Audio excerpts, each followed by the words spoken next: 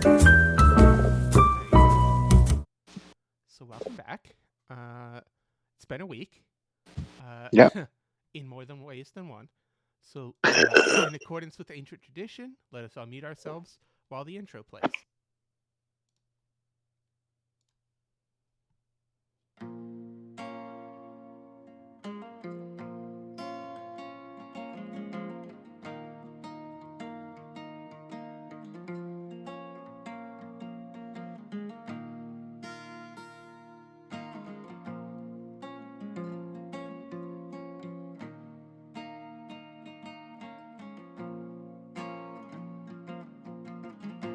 True lies, cat's cries, late at night on the run, magic ties, fallen eye, the moon shines down.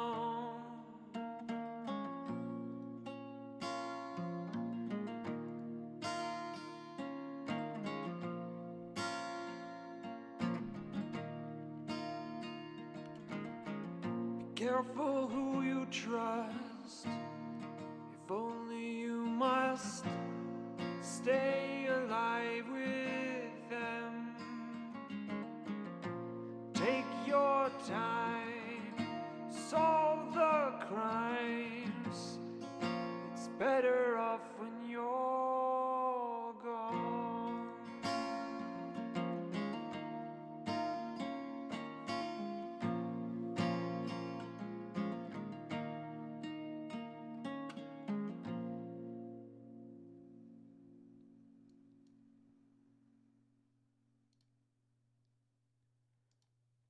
And welcome back. So, last time on the Unsung City, our heroes confronted some mind flayers and saved what's left of Francis's family. After meeting up with the rescued individuals, they took a well-deserved long rest and leveled up and then set out. Seeing something horrible brewing in the town of St. Elmo, they made their way to the next town over. With the help of Francis's survival skills, they managed to find enough water to make it the next town over. They came to a collective decision to spend the night in a place that actually has hot water and a soft bed before moving on to Chicago. However, we don't rejoin them there. We rejoin them on the road back a ways, speaking to a strange individual who has met them in the middle of the night. So, let's get some Out West music going on, shall we?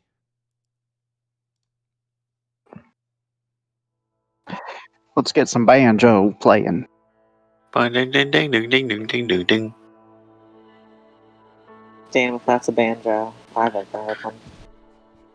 Alright, so, in between sessions, we had a nice little bit of private RP, or not private RP, but a little bit of text RP, where the players discuss... It's private. The players private with all of you, all 5 of you. The players discuss what they were doing, and, their feelings. Turn the violins down a little bit. The players discussed their feelings on what had just happened to them, and, some recovering more than others.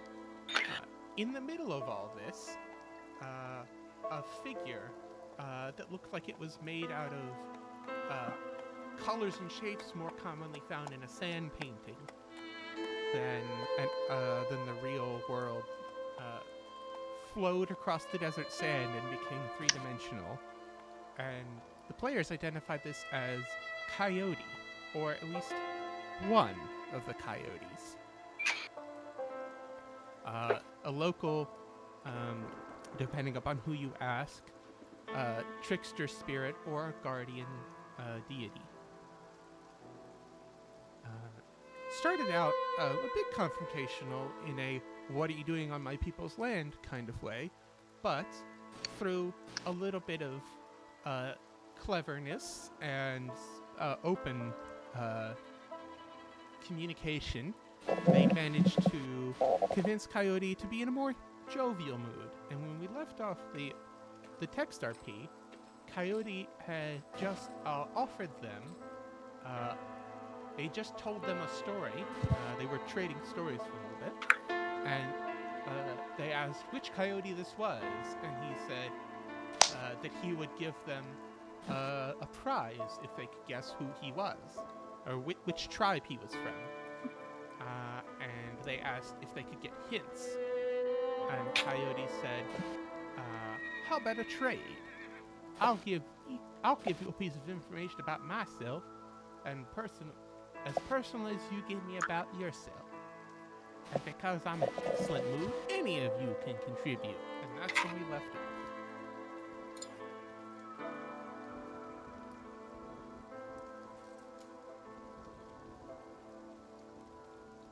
Well, anyone else got a story to tell?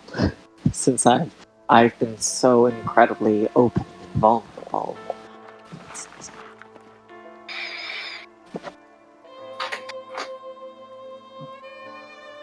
Well, I suppose I got a story or two. All right, Metal Man, why don't you tell? And he hands you the story stick. Interesting. Well, this tale goes back to the fields of France, middle of the Great War.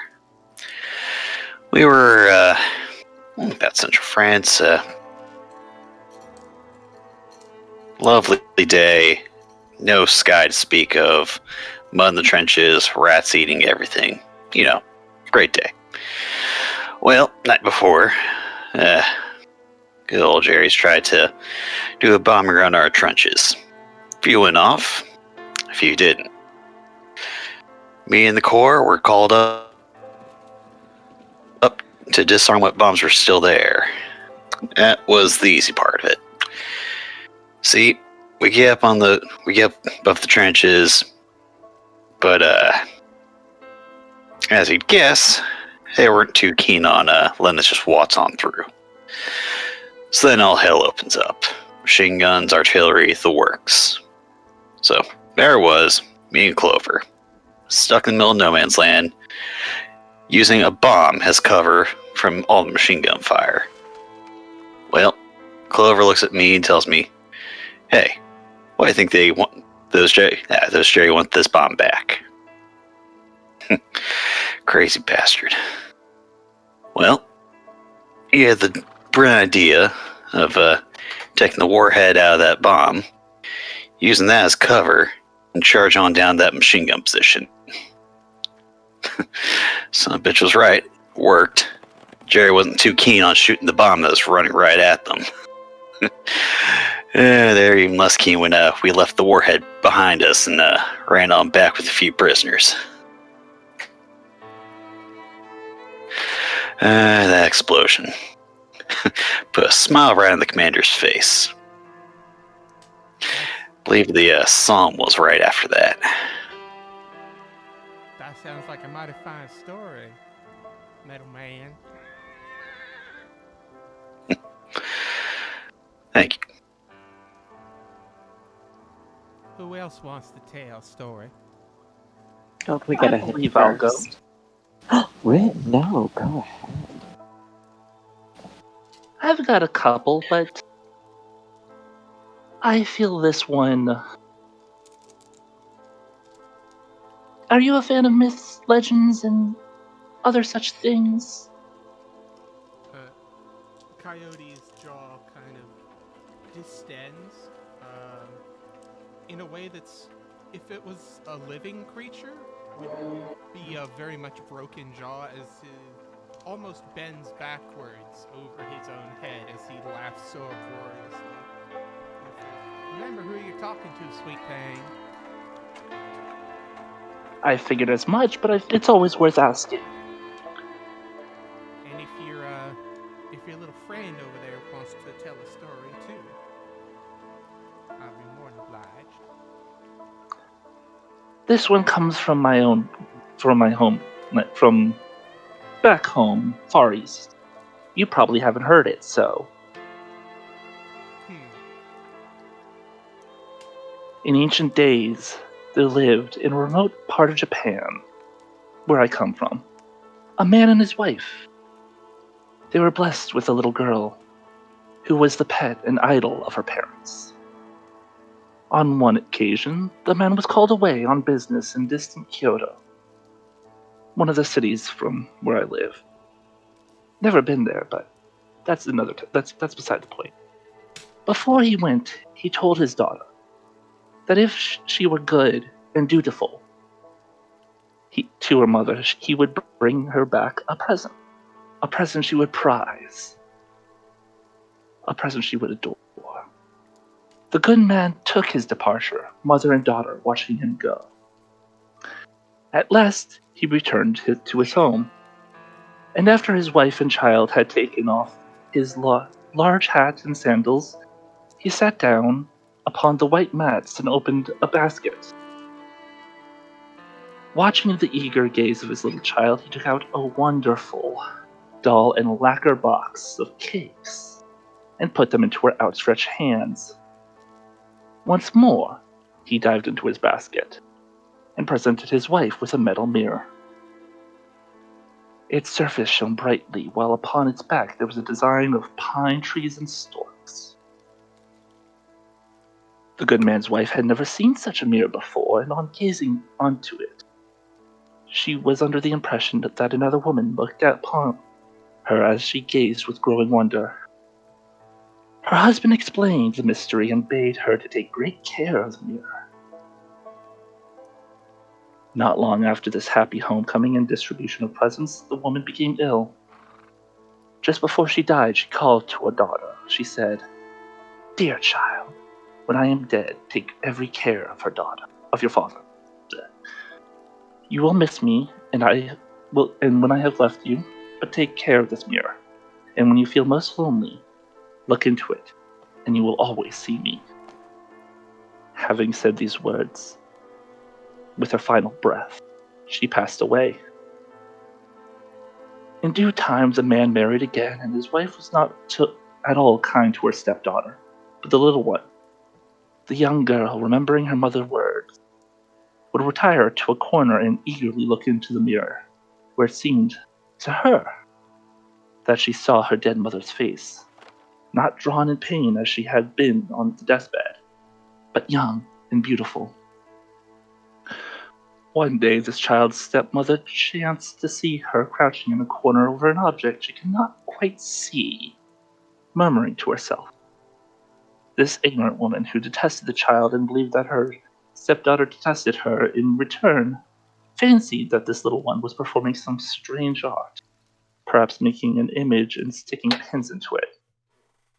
Full of these notions, the stepmother went to her husband and told him that his wicked child was doing her best to kill her by witchcraft. We all know this not to be true, but envy and jealousy and hate does wonderful things to twist and turn one's perception, doesn't it? When the master of the house had listened to this extraordinary recital, he went straight to his daughter's room. He took her by surprise, and immediately the girl saw him. She slipped the mirror into her sleeve. For the first time, her doting father grew angry, and he feared that there was, after all, truth in what his wife had told him, and he repeated her tale forthwith. When his daughter had heard this unjust accusation, she was amazed at her father's words, and she told him that she loved him far too well to ever attempt or wish to kill his wife, who she knew was dear to him. "What have you hidden in your sleeve?" said her father, only half convinced, and still much puzzled. "The mirror you gave my mother, and which she on her deathbed gave to me. Every time I look into its shining surface, I see the face of my dear mother, young and beautiful. My heart aches, and oh, it has ached so much lately. I take out the mirror, and mother's face with sweet, kind smiles brings me peace and helps me to bear hard words and cross looks. The man, understanding, and loved his child the more for her filial piety. Bleh. Even the girl's stepmother, when she knew what had really taken place, was ashamed and asked forgiveness.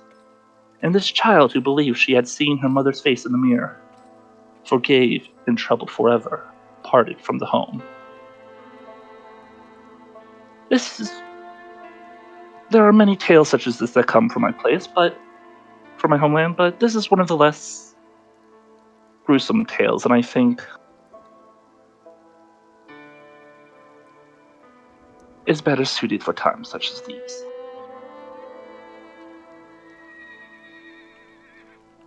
That is the tale of the mirror of Matsuyama.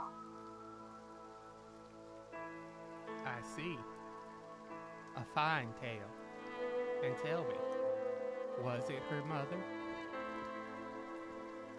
Who are we to know? This was a long time ago, and only, and if it was, the answer is gone to ages past. But I have a feeling I know someone who might know.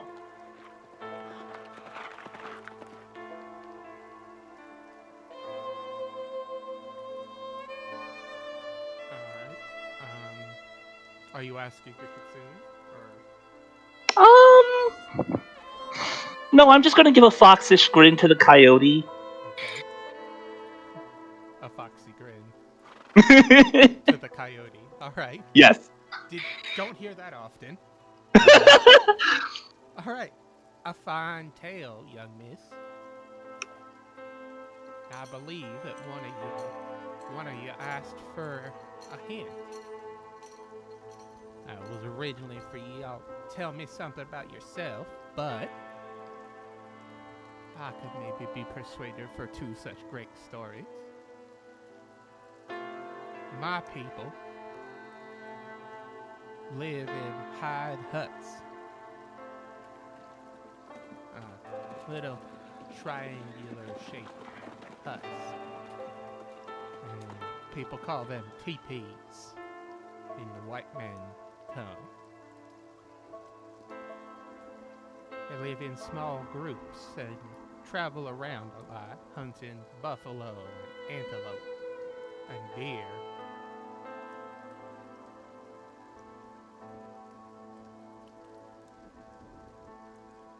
Can you guess yet?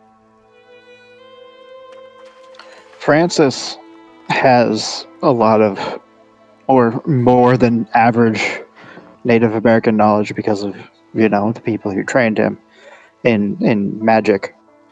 Would he recognize anything from that as being distinctive? That's pretty general.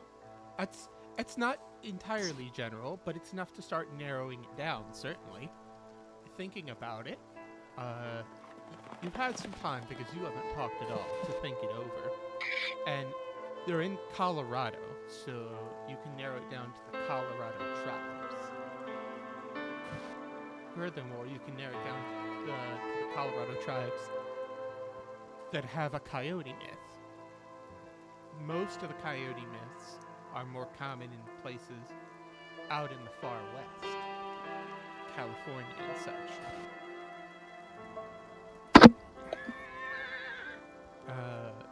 Okay. Out on the frontier, as it were.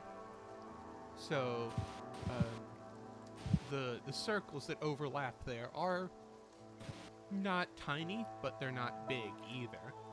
So you narrowed it down to maybe 3 or 4 different tribes. Maybe if you share a little bit more with him, he might be willing to give you a last little piece that would cinch it for you.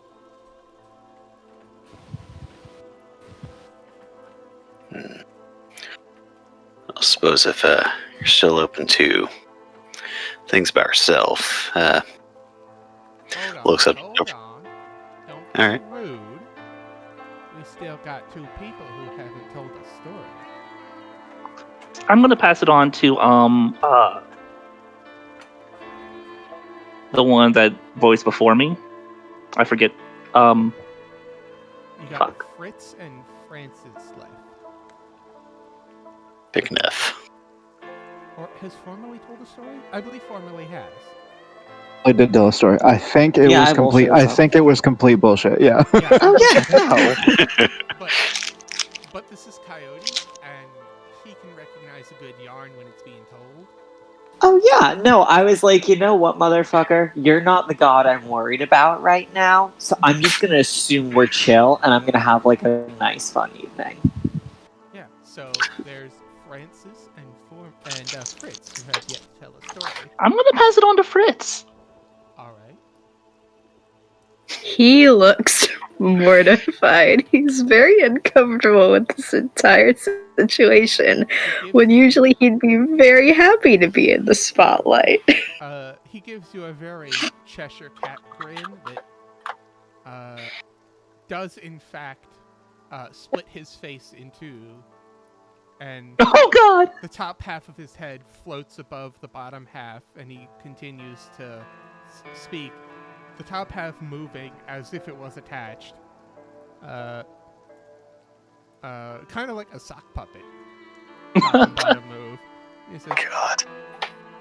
"Go on, little spider. Tell us a tale."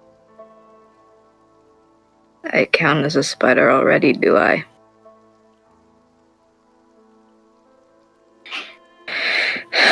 Fine. Alright then.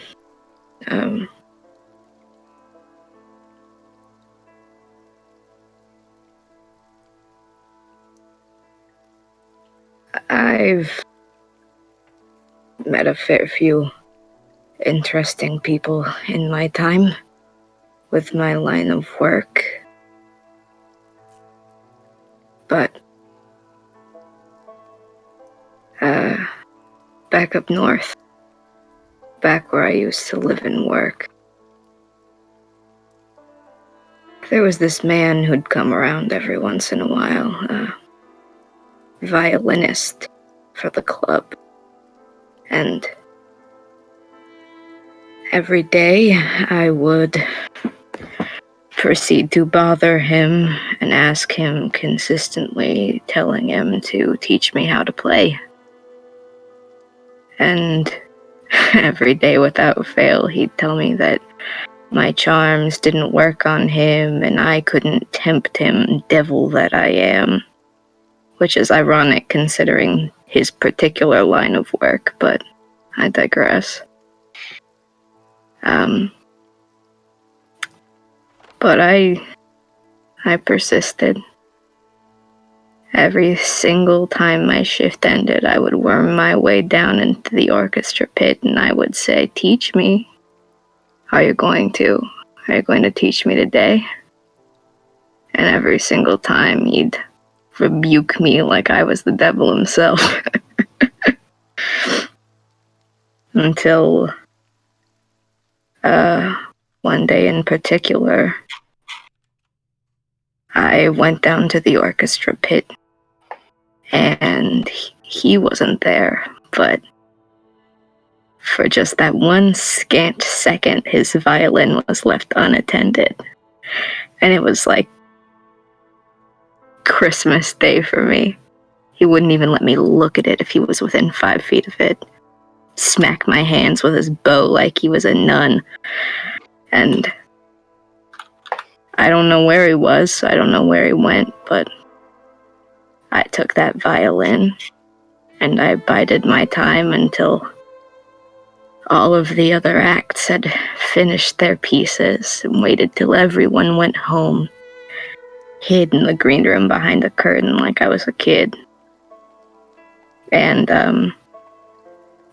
I went out on stage and then tried my damnedest to play that violin. And it sounded like a screeching cat, but I was so proud of myself for just that one minuscule moment. And when I was done, satisfied for just that bare moment with what I'd gotten to do, and satisfied with the fact that I would ask him again tomorrow, I put it back in the pit. And then I went home, and then I came back the next day, waiting to do my shift, and the violin was where I left it. And I never saw that man again. The violin laid there for weeks on end before finally all of us came to the conclusion that obviously something had happened to him. And, I mean, it was up for grabs, wasn't it? I don't think anybody really noticed that it was gone. And, still haven't managed to find anybody to teach me how to play it, but I like to think that maybe one day I'll learn that.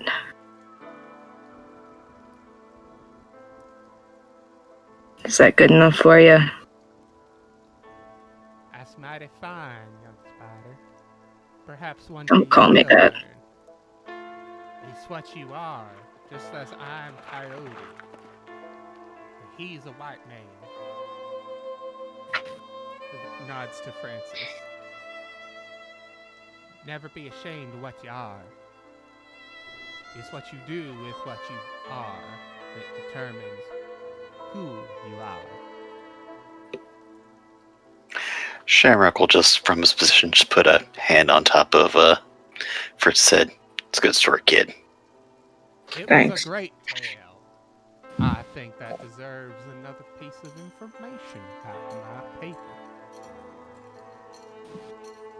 My people are not from around here. They're from a nearby territory. And they mostly work in, how do you say, beadwork and leather. They had some contact with what's called the Spanish people. Horrible monsters that they are. I can only hope that wherever that hellscape they come from, they stay there.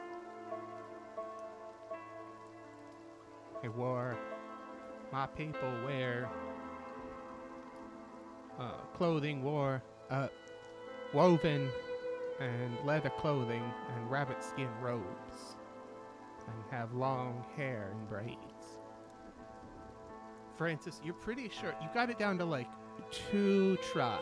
You could flip a coin, or you could try to press him with one of your own stories.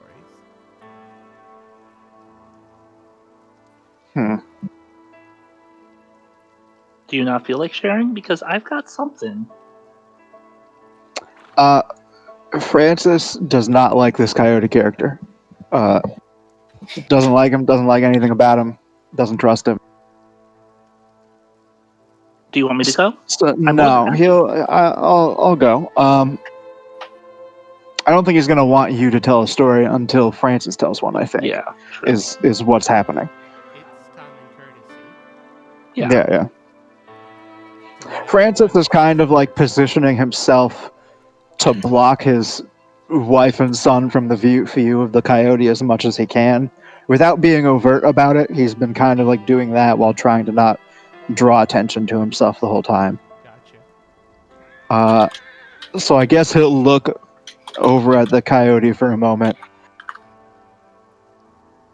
and he'll stop and think for a second, and then he'll say,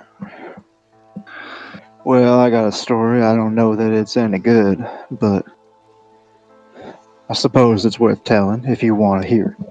The only bad story is one that dies untold. As my dad used to say. All right. Well, much like the metal man over there, I was in the war as well. Out in France, we were in Nice towards the end of the war. I was serving under a man named Troy Cooper. He was a friend of mine since we were kids. He was always much smarter than I was. Knew how to dot his I's and all of that. I was never much good at any of that school and stuff, but he was a good friend. He was a good man. We were in the trenches,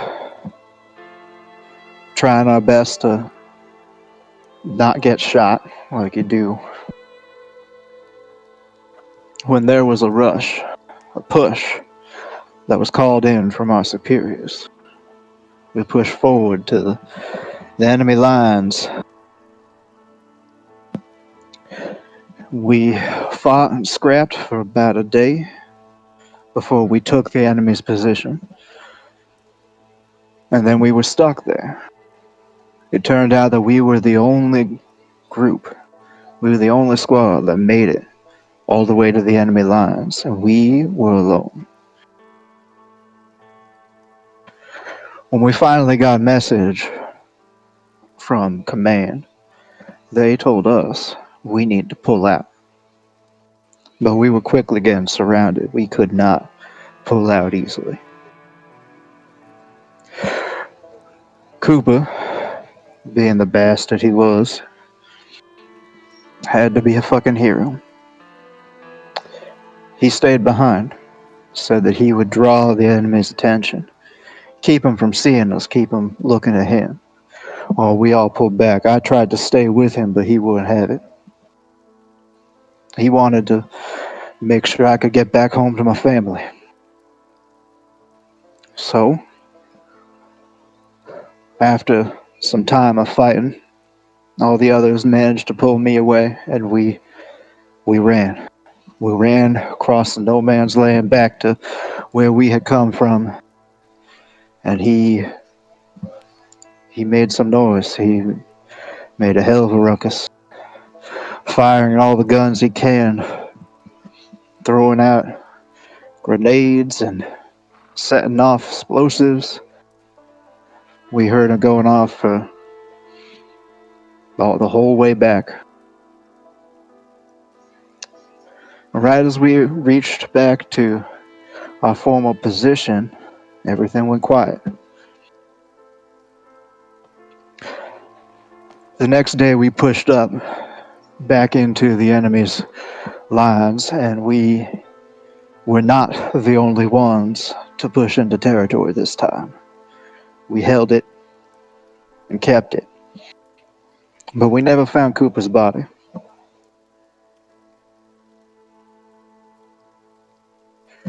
Not long after that, the war ended.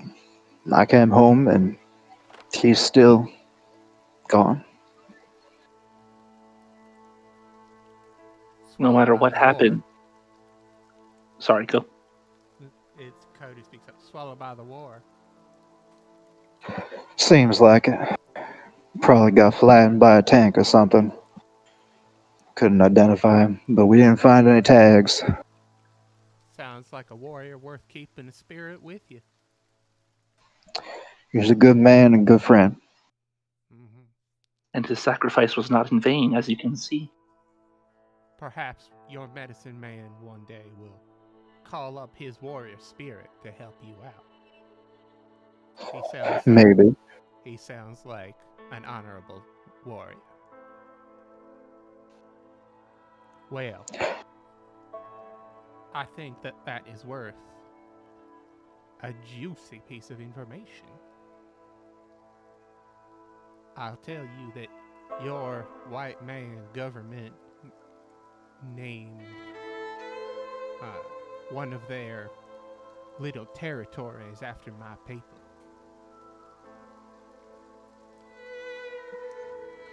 Do I know what it is now? Okay, so putting it together, they're a migratory people. Yep. That is from nearby, but not here. But Right. here, you're pretty sure he means they're not from Colorado, but they're from a nearby area. Right, which means they're somewhere further west. From a nearby state. Yeah. All right. And they named the state after this group of people. So there's very few states that were named after an actual Native American tribe. And you're pretty sure that it's the Ute tribe. Now. All right. That fits all of the evidence.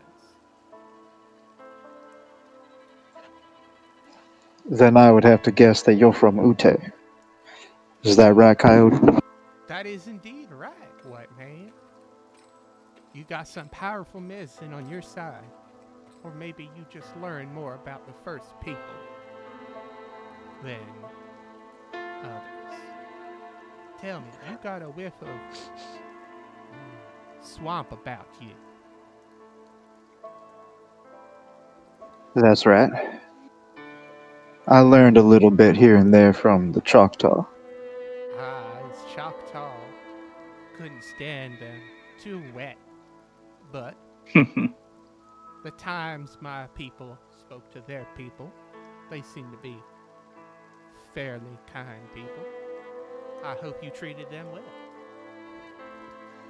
I did so to the best of my ability, and they were quite kind to me when I needed their assistance.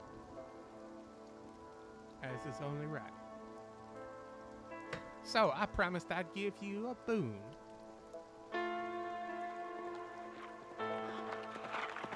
What is it that your heart desires?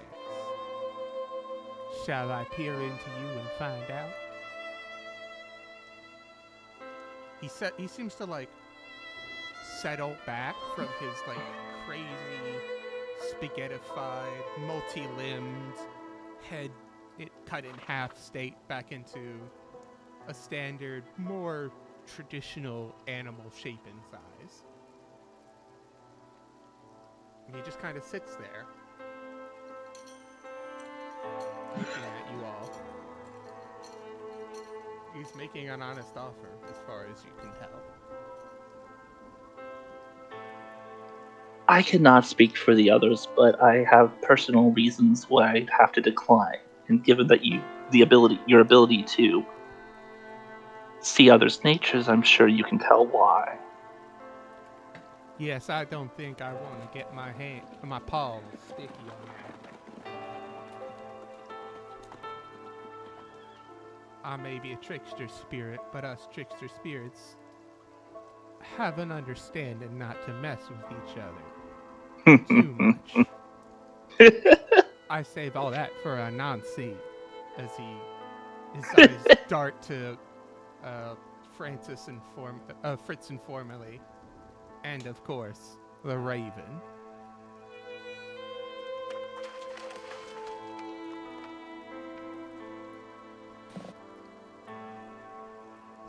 What about you, Metal Man? You look like you're...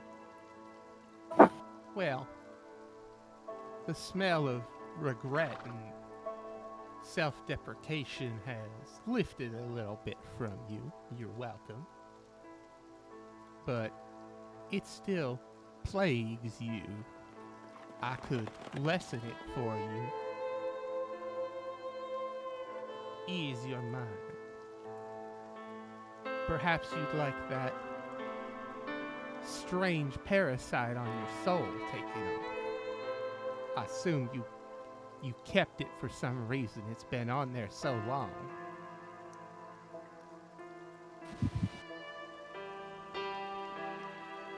And what about you?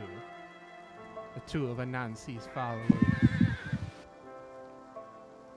Surely the fog that hangs over you all can see, even without the sight. What can this old bag of fur do for you? I've had enough of making deals for a lifetime. Thanks. No deal. Yeah, I've already kind of bartered just about everything I've got, so... Trust No me. deal. Trust me, this is... This is a boon. I don't give those out very much. But you have been excellent hosts for intruders in my people's land. And so I'm feeling generous. By the way, apologies to anyone who is watching this now or in the future. For what? for this horrible ass accent I'm giving to Coyote. Oh yeah, no, that it's is... so yeehaw. In the so yeehaw, strangest bullshit. way. It It's is like bullshit. yeehaw, but Ding, like ding. almost Louisiana yeehaw. And I know that is so wrong to give that to Coyote. I'm going to be honest. So It's yes, very I'll bad. Yeah, Apologize to there's everyone. I think in my mind, I feel like it's okay because the disconnect is so strong from what anything resembling This accent has drifted they would through, have sounded like. 3 or 4 different accents at this point. It's just its own thing now. Yeah. You know, Say the you forbidden now word. know how I feel every single session playing as Francis right now. That's how I feel every time. all right, but seriously. Apologize to any of the Ute or other Midwest Native American tribes for absolutely butchering your guardian spirit. Yes. And how All about respect. you, Swamp Man? You seem to have a weight off your soul come free recently, but surely there is something that I can do for you. A boon given by Coyote is not one that is to be looked down upon. Only thing I desire is to keep my family safe. Mm-hmm. And I've got them now. Finally. That is the only thing that I care about now. Well, how about I do one of these? As he dips his finger into the sand. As we discussed earlier, he has disturbingly human-like front paws. Mm-hmm. He dips his Just like finger Coons. into the sand and starts drawing a strange symbol, which none of you seem to recognize. But it resolves itself as he lifts his finger out of the sand. It stands up, or it rises out of it, and resolves itself into what looks like a stick figure of a warrior holding a bow and a shield. And he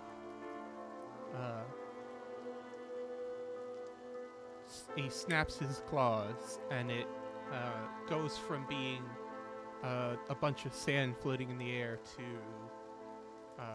an art piece on a leather, on stretched leather, and he waves his claw and it floats over to Francis. Hang that in your house, and it will be a powerful protection talisman. I don't know how strong my medicine is against the white man's magic, but any of the first people who try to harm your family will find a powerful protection in place. Francis will take it and look it over and see if he can make heads or tails of what the fuck he's just been given. Coyote's already told you basically everything. There is one thing I'd like to ask if you're going to grant a boon of some sort. Sure. 1 second. So Okay, sorry.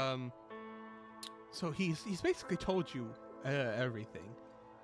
Francis doesn't trust what he's saying, is what I'm saying. So he's going to try and look at it and see if he can confirm it. This is this is divine magic, which you're not. 2, you're not really a magical researcher, so you can puzzle it out, and you can feel the strong magic flowing through it. But what its purpose is, besides what Coyote's told you, is beyond you. You can't tell if it shocks invaders, if it summons up an army of the undead, if it makes them forget they were coming after you. You have no idea. But it does seem to be some kind of charm that does some kind of magic that doesn't necessarily hurt people around it, right? It feels benevolent to you, Okay. but it's Coyote. Right. This could be a fancy painting. It could be placebo affecting you. You don't know.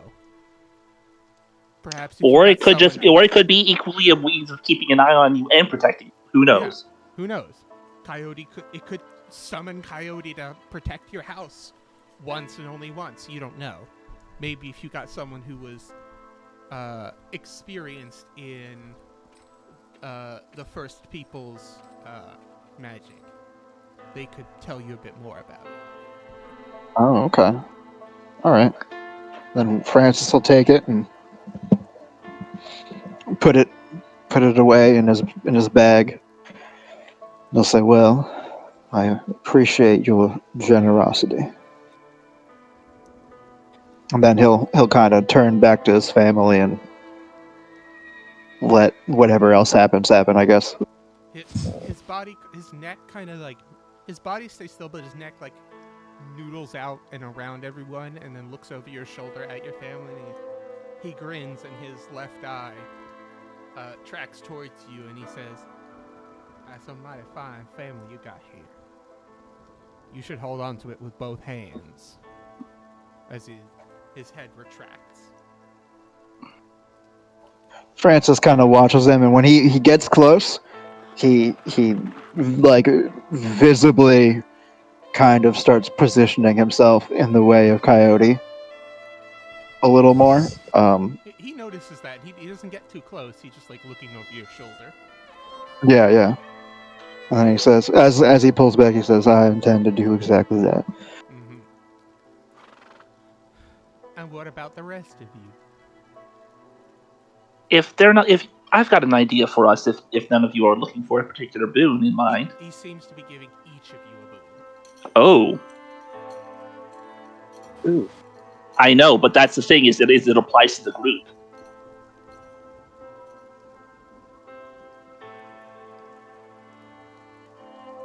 So I ask the others, I've got an idea for us if none of you particularly want a specific thing. I have a question I perhaps might ask, but I'll listen. How about just spreading the word that to any allied tribes that to at least give us a chance if we are to come across them before sending us away. Mm-hmm. Is that what you allies in various places are much more powerful than most people give them credit for. I can certainly put some word in with the other coyotes. They won't. How does that sound for you? They won't immediately kick you off their land if that's what you want. But the people are their own. I understand. Private, some of them. They won't chase you off the land. But I can't guarantee. Some tribes don't listen to their coyote like the Ute do to me. All I ask is that potential relations be open for discussion. Nothing more. Coyote plucks one of his own ears off, and it, as he draws it down, it brings it in front of him. It transforms into a leather pouch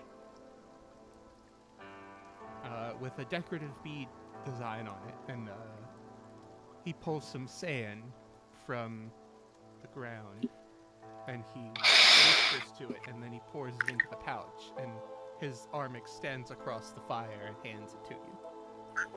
Keep that with you. Mm-hmm. As long as it's with you, the other tribes will know that you're a friend of Coyote. Thank you. Hopefully this doesn't break any of the rules you mentioned before. So, could I ask you a question? If that's what you want. If the answer will be truthful. But then again, I am asking from a trickster god, so I'm not exactly sure what I expect. I feel almost insulted. Lying on a bone? Even I could live that down. You'd be surprised when you can write down if you don't think about it. Alright. Forgive Well. them, they don't understand quite as well as I do. They're cute in their ignorance, but those of us who have lived long enough come to know that your word is worth more than your life. Because your word can only be given once, and if you break it, for the rest of your life, your word is worth nothing. And without your word, is life worth living? If you abuse substances. Yeah. Is that what you want to know? The secrets of No. peyote or whatever it is you people call the Oh, medicine of my hardly. people? Hardly. There's somebody who I want to know they're alive, but with her own reasoning and in her own ways, my goddess seems to prefer I not know. Most likely because I would wish harm upon them. But I am curious. Well, I promise to do what I can. I do not see everything and know everything, like the white I men figured. claim that their god does. But if this individual has had contact with any of the people who have had contact with a coyote, I'll ask. Alright. Well, Plus, you get to mess with Anansi, as you put it. So it's a win-win. Yes, to tweak Anansi's nose, I would almost do it for free. Almost. Almost. But if this is what you wish your boon to be, I have no greater wish at the moment. Simply been curious a little bit long. If you ever come in contact, or anybody you know, by the name of Alethorn Halaros, or any spider bearing that name, I would love to. one of Anansi's, I'll ask, as he sits up and he howls into the sky, a great coyote howl. And echoing over the hills are several answering howls. You may be in luck. It appears that he has recently come afoul of one of the people. Good to know he's alive. He was trying to scam one of them. And they did not take too kindly to that kind of thing. Trying to steal them away to worship of Anansi. He's very talented at that. They're quite lucky. Good to know. Do you know what area it was in? Just curious. It seems that he was last seen by the Shoshone people. I believe it might have been what you call Wyoming. Good to know. Thank you kindly. I very much appreciate the boon.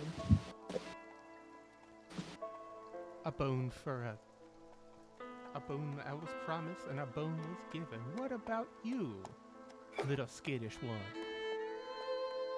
What can Coyote do for you? Would you like to learn to play that violin? I'm good, thanks. So you're a trickster god of some kind, dealing. Some. All the people that are with us, the ones we're leading on to the next town. Maybe If you can help it, maybe go easy on them. That's all I want. They've been through enough. I can ask the coyotes to make sure that the people leave them alone for a while, but that's only as long as they leave the people alone. And you That's white all I'm people asking. the white man is very fond of taking what isn't his.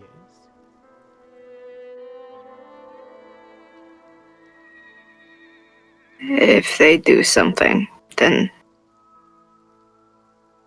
that's fine. Just for a little bit. Very well. Coyote looks over your shoulder at the people and he says, I see. Do you want to tell them, or should I tell them? I think some of them might benefit from meeting you. Perhaps you're not all spider. Perhaps there's a little coyote in you, too.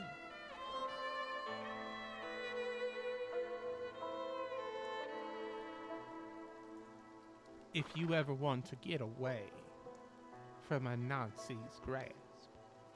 I literally just got him there. Just pointing that out. Come seek out Coyote. And maybe we'll see about getting you to a real trickster.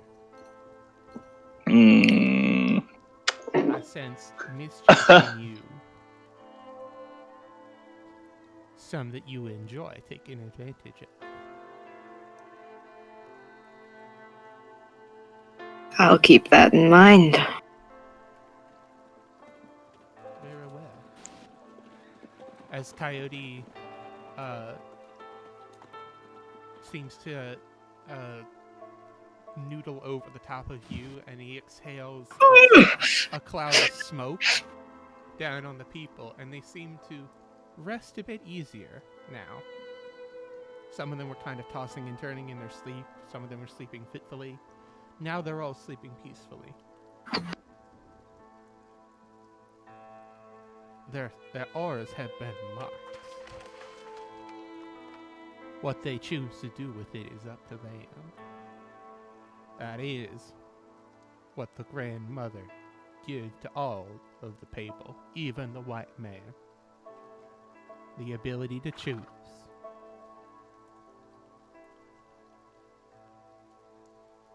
And what about you, Metal Man? Have you thought on what you want? I have. Well, You agree. figure you don't know about my lucky clover that I'm looking for. But you did mention a parasite in my soul. Yeah, it seems to be stuck pretty well since you were born, I'd say. If men of metal can be born. And tell me about my soul and this parasite that's on it. Hell, it's big, red, angry. Latched right onto your head. Seems to be driving you powerful mad. But you seem to be fighting it off most of the time. But Coyote can remove it if you want. The medicine of the white man is not as powerful as mine when it comes to the soul. When you say remove it, what would happen to me? Well, I tell you, no lie, it's gonna hurt. Something like this that's so dug in, it's not like pulling a weed. Or perhaps it is. If you pulled up a weed that's been in so long, it pulls up some of the dirt around it. It's more like removing a tree. It's dug its tendrils into you, every part of you.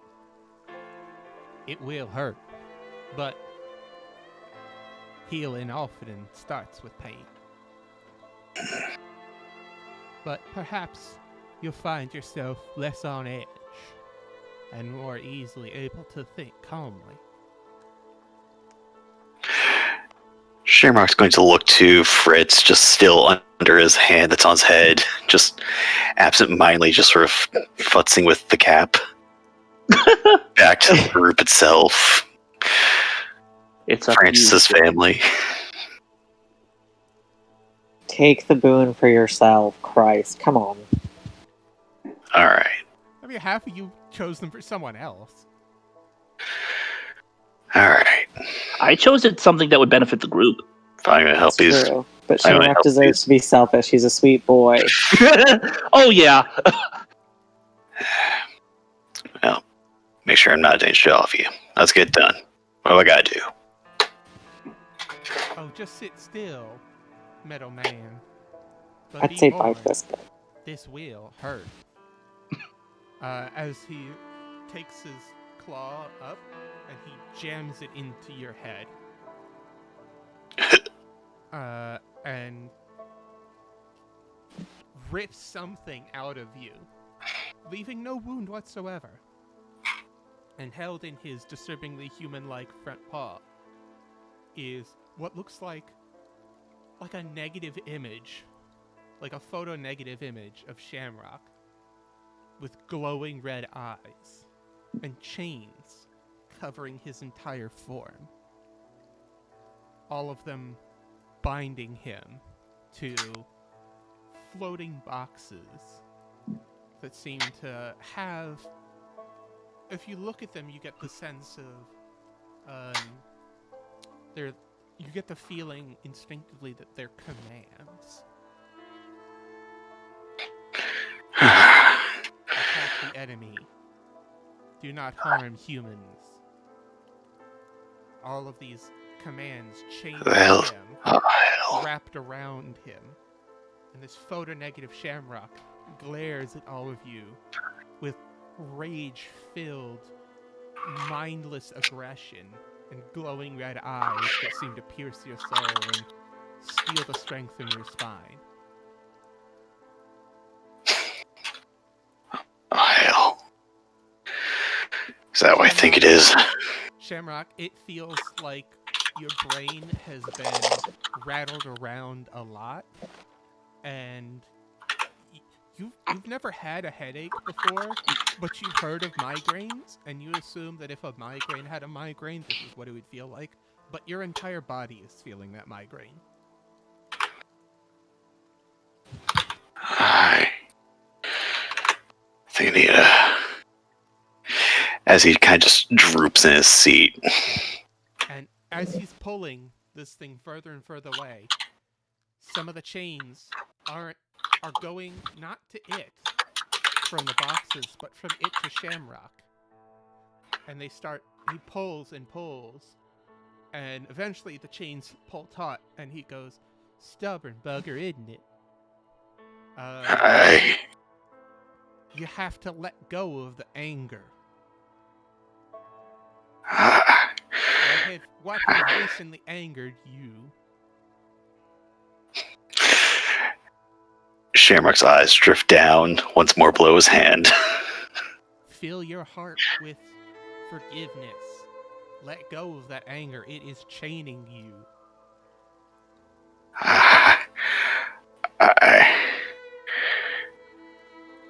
And his hand just roughly lifts up from Fritz's head and just drifts down to the side, slack. Some of the chains start to snap. There's another anger. More recent, or less recent. Something has... Someone did something you didn't like in the past few days. You need to forgive them, too. Your resentment is chaining this to you. Shamrock racking his pain-addled brain, just... What could have been? What could have... Oh. Again, with shaking hands, he reaches into his bag of holding and pulls out the mangled wreck of a machine gun and tosses it on the ground in front of him. A few more chains now. There's one left that seems to go directly into the center of your chest. Now, this one's an old one. Something is tied to the heart of your personality. Or someone very close to you. At that, any shudders of pain just cease. And he stills the statue. I sense a great love, but also a worry. And maybe some anger. Not at them, but at people around them. I can't let go of him. I can't. You don't need to let go of those you love, but you do need to forgive those who have harmed them. Shamrock. His hand is starting to shake as your anger is pulling it back towards you. Shamrock, listen to me. Forgiveness is not about the other person or making anything right. I can't let him go. I can't. Elizabeth, who's been quiet up till now, pipes in. You don't have to forget about him. I'm sorry, I'm missing this up. Hold on, let me get my accent back. You don't have to forget about him. Forgiveness is not forgetting. Trust me, I'm Irish. We know all about it.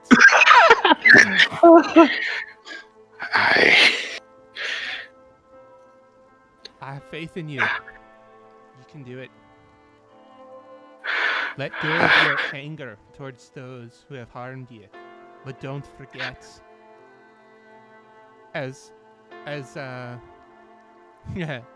something that Annabeth once told me. You don't get angry, you get even.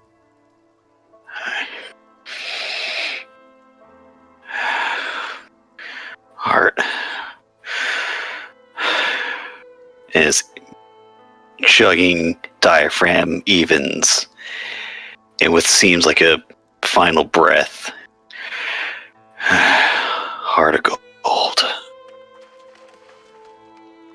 And with that last exhalation, the last chain breaks and he yanks it back, and he balls it up, and tosses it into the fire.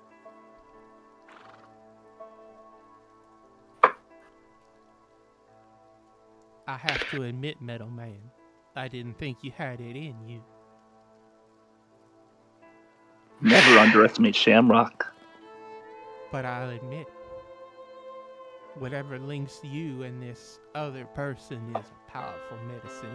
You should hold on to it. In times when you have lost hope, it will give you strength.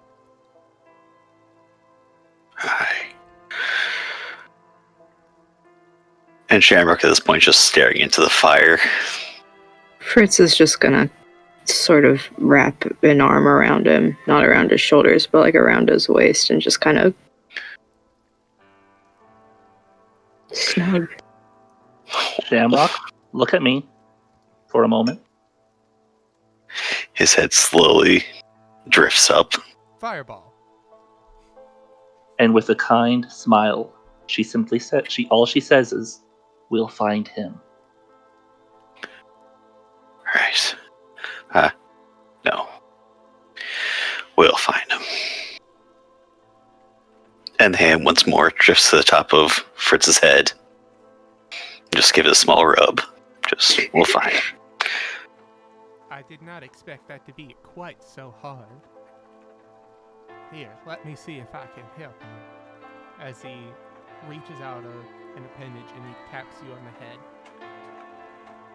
And the pain lessens somewhat, enough that you can, if you were human, unclench your jaw. We've heard metal grinding this whole time. This is good like reminder. Like fucking car brake plates grinding together. Don't worry, now it's only emotional pain he's dealing with. It's fine.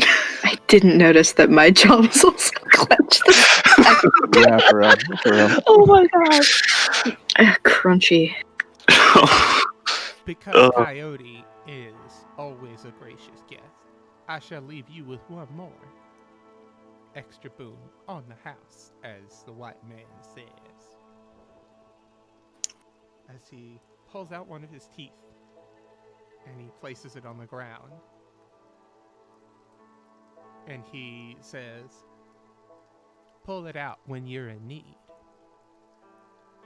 And, well, you'll find out, I'm sure. And Before you go, go ahead. I turn around and bow. Like, mid-waist bow. Okay. Thank you. Of course, little fox. As one canine to another, we have to look out for each other. Full pine, but close enough. Ha ha ha. And now I have one last question to ask you. As his grin goes so wide that it splits his face yet again and wraps around again.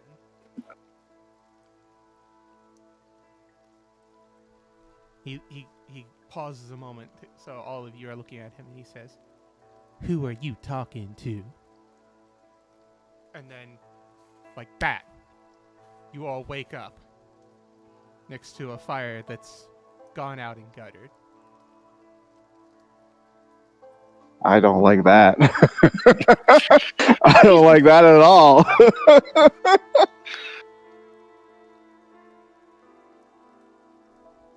He's a got kitsune. one last trick in. He's a trickster. He's Coyote. Of course he's going to pull something like that.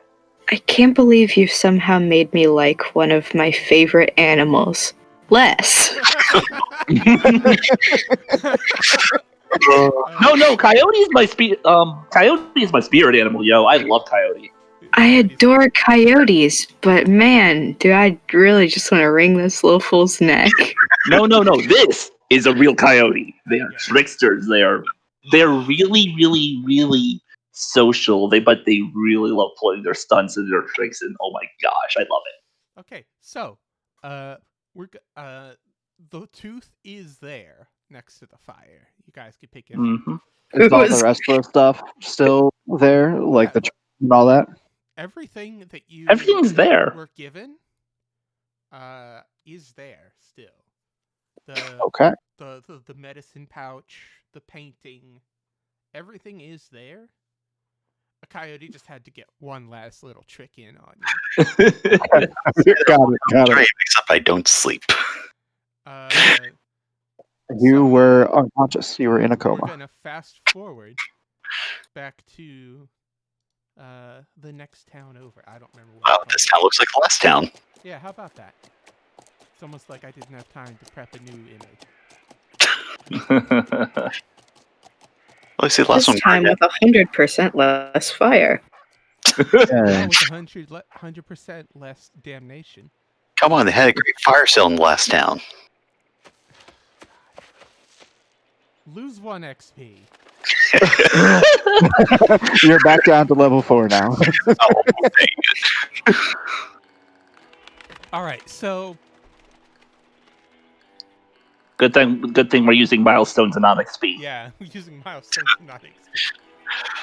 Ugh. So, you are now in the next town over. Fritz has done. You've all had your night of restful activity. Some got more activity than rest. Some got more rest than activity. However, you've all had a chance to get a decent hot bath. And Shamrock, for the first time since Clover pulled you out of that crate, or that shipping container, you actually feel calm. Like, it's kind of like a low-level anxiety and need to be doing something that was so present in your life that you didn't realize it was there until it's now gone. But you feel like you could, in fact, just sit down and do nothing for hours on end if you wanted to.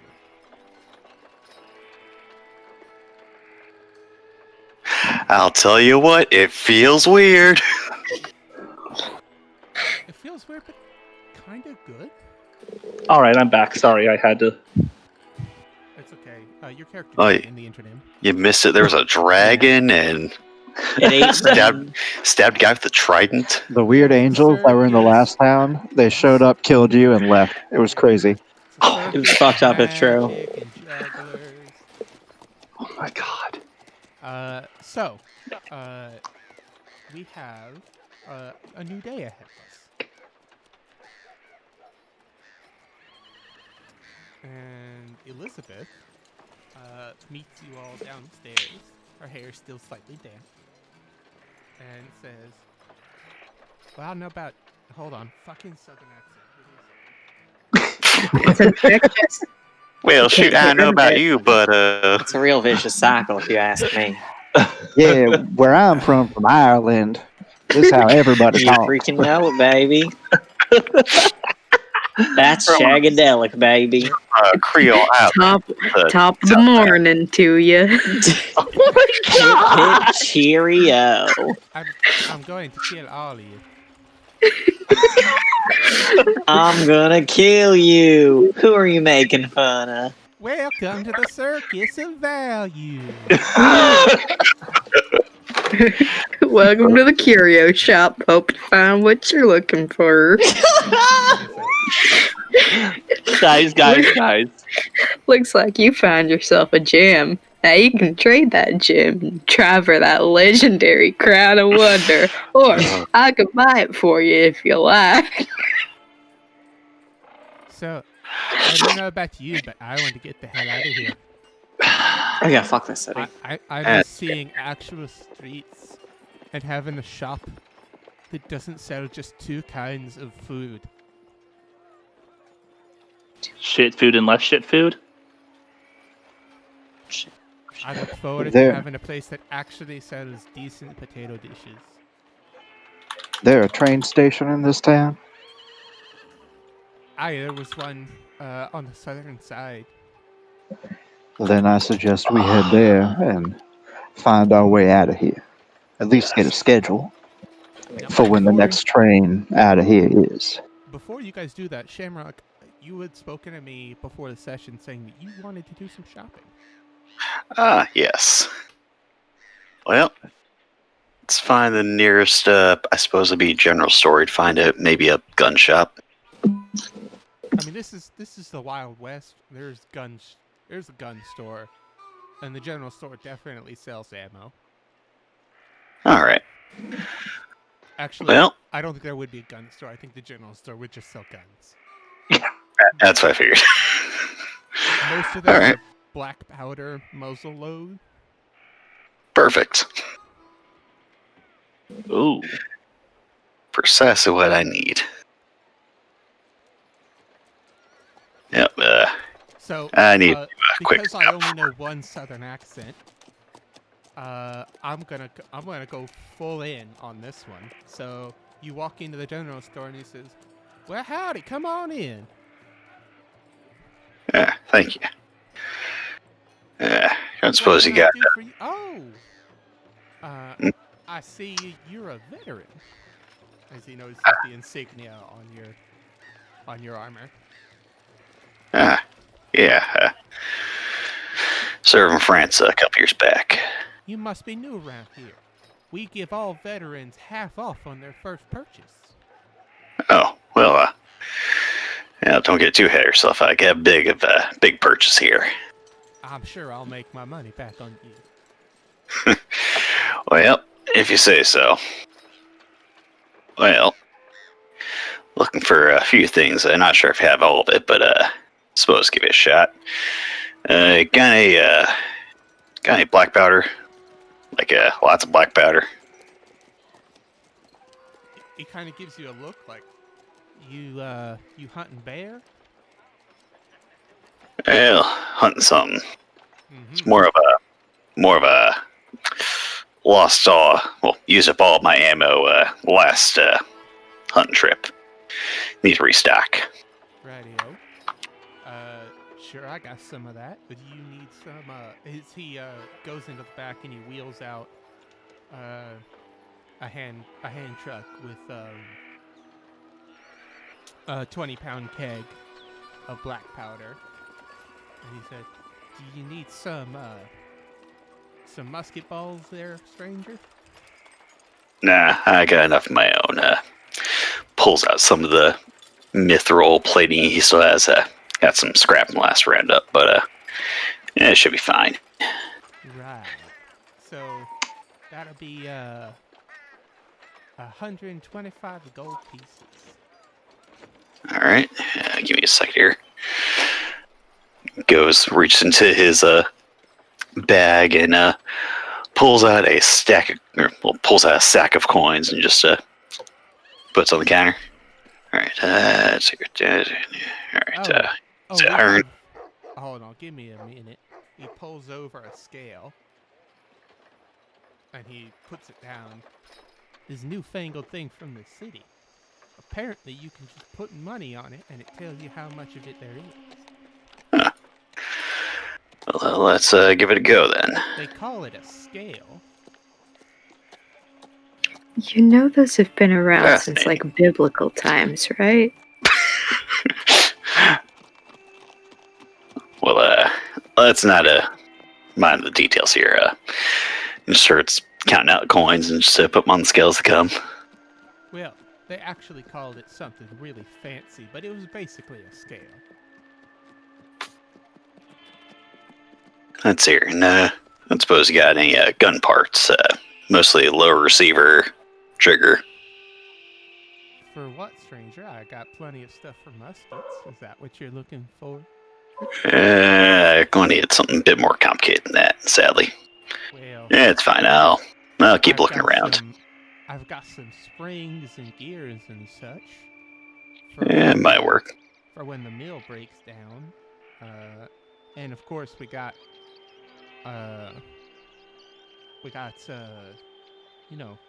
firing pins and such. But mostly it's mostly that's just for the sheriff and his pistol. But for the right price, we do get the train through here more often now, so I can order some more in from the city. Yeah, probably not gonna be staying too long. Plan to get back home as soon as can, but I'll just worry about it later. Maybe a pack of Lucky Strikes if you got any. Of course, stranger. That'll be how much would fucking cigarettes be? Not much. Hold on. Let's see. I want to know if someone has already come up. Tobacco is 3 GP. It doesn't say it doesn't say how much. That's probably a whole snuff box right there. I'm gonna say it's at least a pouch full of it.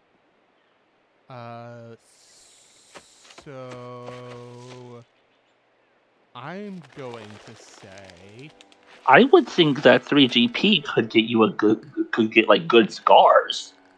Oh, don't forget this is 5th edition, where hyperinflation is hit. Mm-hmm. Right. So, let's see. How much does a pack of cigarettes cost in 1920? Probably a quarter.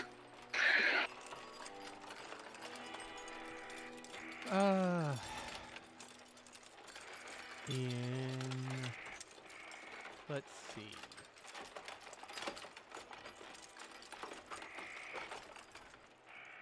One pack for 15 cents.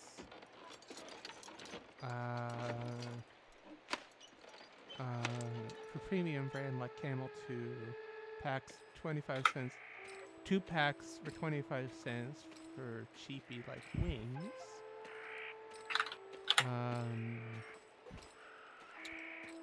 Yeah, so... Oh, I can do it this way. Okay. So let's say... let's go for... How much does a pack of circuits cost now? Like $10? Something like that. With tax and all that. So let's say it's gonna cost you about a gold piece per pack. Alright. It's a little less. Mm. Let's say like you could get let's see, because you're getting your 50% off. So let's say you could get 3 packs for a gold piece. I'll take the 3-pack. Okay. So you get 3 packs of Lucky Strikes. Don't know what you're going to do with them, but Be cool, that's what. this is how you smoke, right, guys? You just like hold the cigarette up to your face. Listen, it's the thought that counts. Honestly, not telling him the truth gets us out of more secondhand smoke. So yeah, you get 3 packs of Lucky Strikes. Do you need some matches to go with that, stranger? I got that to cover, thanks. Anything else I can get you? That should be good for now. All right. I'll come by if I think of anything. Have a nice day, stranger. Thanks. Have a... And off he goes. Do you just heft the keg into your bag of holding? Yep, and poof, there it goes. Where to go? Nobody knows. His eyes kind of bug out when he sees you. And he just puts 2 of the packs of smokes in his bag as well, and puts one in his coat pocket, pulls one out, just lights up, and walks on out. Holding a lit cigarette. God, good for him. Oh boy, emancipation is a wonderful thing, I guess. So yeah, you have done your shopping. Does anyone else have anything they want to do in town before they leave? Not really. Okay, cool. So you make your way down to the train station. It's going to cost the same amount as it did last time to go back. Francis has 2 extra tickets he has to pay for, so I don't know how much that is. Yeah, that was a while ago. You're going to make me remember? Of course.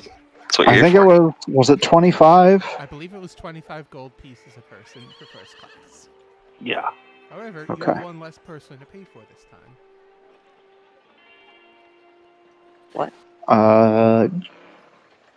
Oh, yeah, that's right. Okay. Yeah, and also don't have to pay car expenses. You also That's also true. Yeah, Elizabeth says that she can pay her own way. All right. Well, We all got our- forgot to offer because we're rude people, but I'm glad she doesn't want one. Strong, independent woman. Probably joined the suffrage move. Weren't hunting down swords.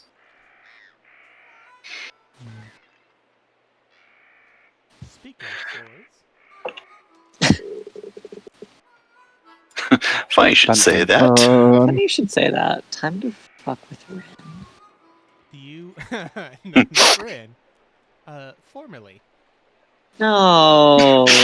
No, Jeffrey. It's been a while since you pulled your sword out from the case. It seems to have been pretty placid right now. Seems what? Seems to have been pretty placid. Not fucking with you as much since you completed your objective.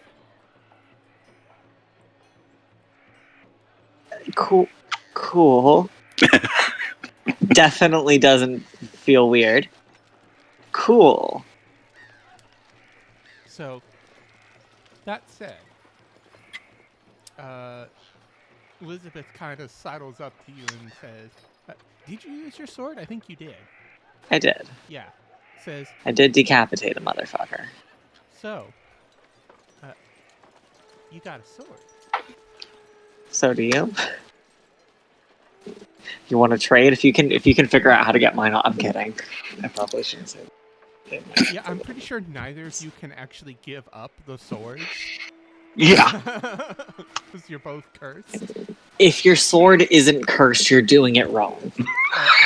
My sword isn't technically cursed. You're cursed. Your sword is possessed. It's My always sword is the same. possessed, not cursed. There's a difference. It's cursed to be possessed by a ghost. Spirit. It's different. Yep. It's still cursed to be possessed by a spirit. Yeah. So, yeah, your sword. She asks if she can take a look at your sword. She kind of wiggles her eyebrows at you, so take that how you will. You just whip your dick out on public transit. God. Do it, coward. I won't.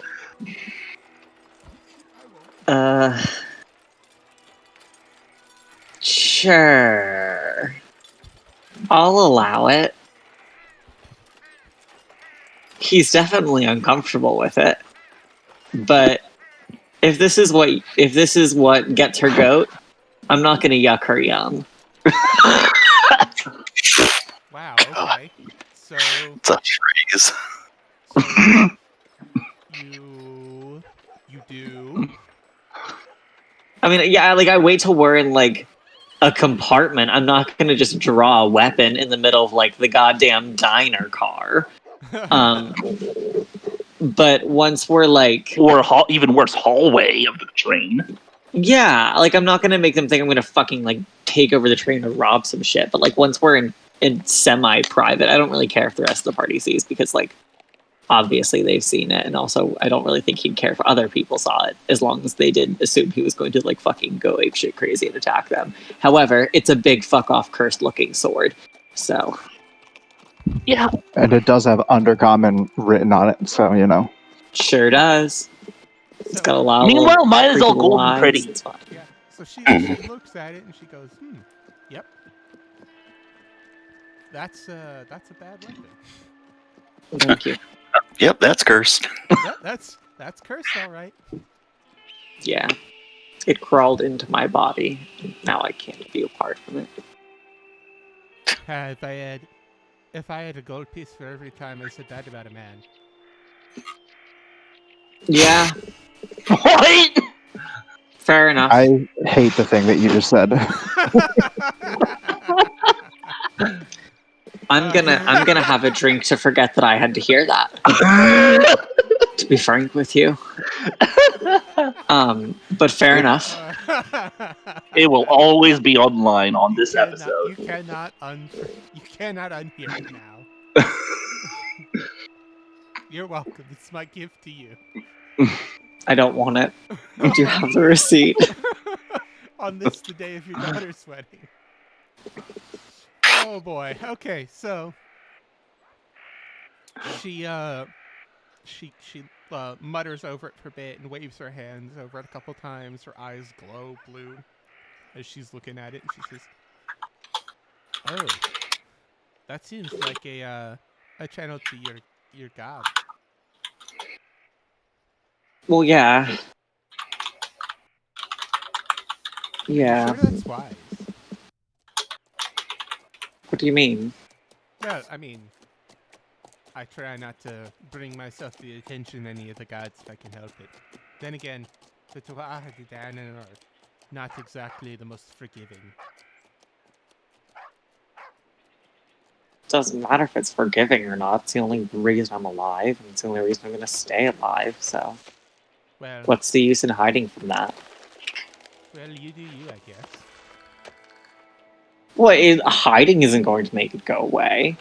No, I just, probably feeding it the deaths of your enemies isn't exactly the best way.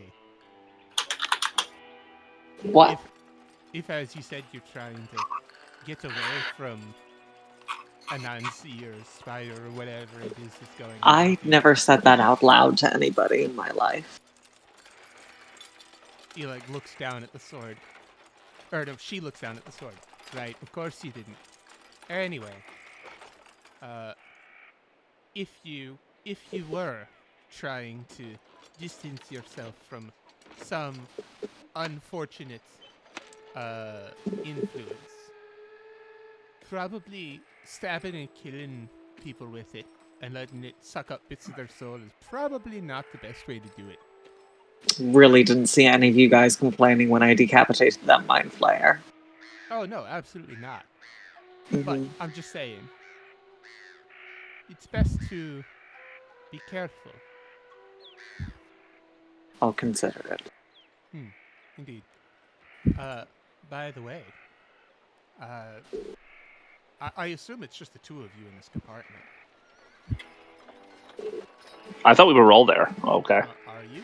I don't I have mind no if it's idea. show and tell with the boys. Like it doesn't bother me either way. What are people's vibes right now? Paint me a I don't mind. picture. All right, we've got Rin. Hmm.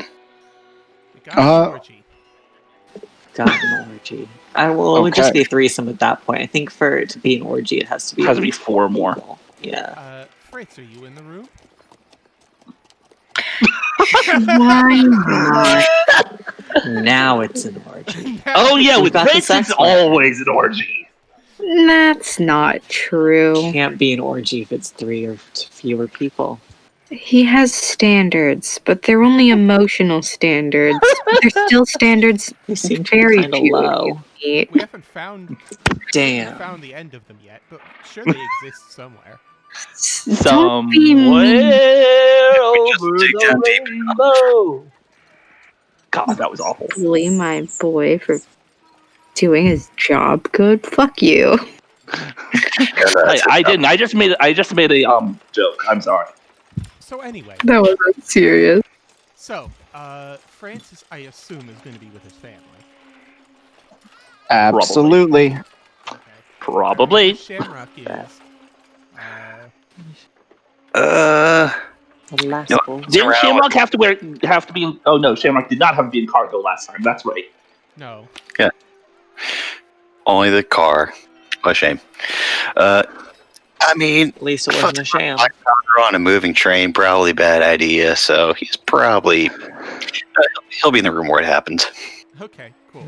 So, by the way, since you showed me yours, I'll show you mine. Kinky. Let's do it. So she pulls out the blade that she. Aww. I'm giving I you. wink at you, Jeffrey. I'm giving you wiggly eyebrows right now through the. Internet. Yeah! I wink at you, Jeffrey. I blow you a little kisseroo from across the table. So Oh my god. She whips out her dagger and she shows it to you, and she explains like all of the parts and how they work. It's got a reservoir that's designed. It's got channels that are designed to drain funnel blood into a reservoir, and she can use the blood that's in there to cast spells without taking up spell slots.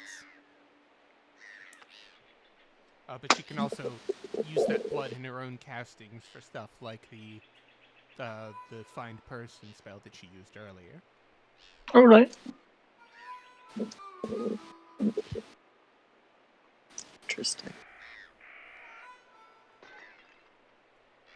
Still cursed. No, the dagger isn't. The sword. The sword is. Oh. The sword is currently wrapped up tightly in cloth. It's only going to be drawn when it's about to be resheathed inside someone's chest.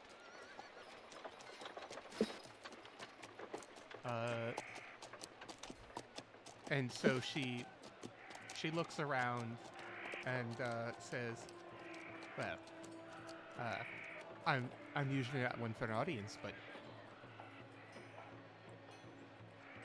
you looked a little disappointed when I pulled out my dagger. Were you thinking of something else?"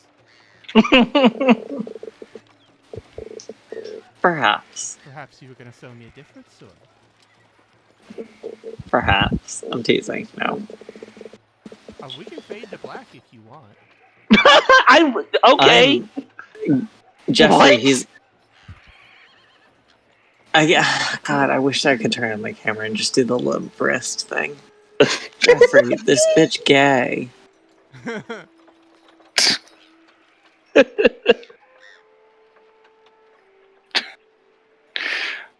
I could say so much right now, but I'm not going to. We'll just say that he formally kind of like, no, listen, no, please. She says, damn. All the handsome ones are either taken or gay. If it makes you feel better, I'm not entirely sure if I'm still in a relationship. I don't know if it counts if instead of talking about it, you just leave town. Does that count? Do you think? I mean, she's Irish. She should probably know about Irish goodbyes. It doesn't sound healthy to me, but what do I know? Yeah, then, I mean, healthy isn't part of the discussion here. If you say so. Since I'm not going to be getting anything more stimulating than this, I'm Cold. in the dining car. Hopefully they have some decent whiskey around here. I'd offer, but I don't think I'm your type. I don't usually go in for twinks, but, you know. You were just down to... Oh, thank you, actually. That's very flattering. I'll kill both of you. I'll do it. I'll kill both of you. I'll do it. There's nothing stopping me. There's nothing Will stopping you? me. Wink.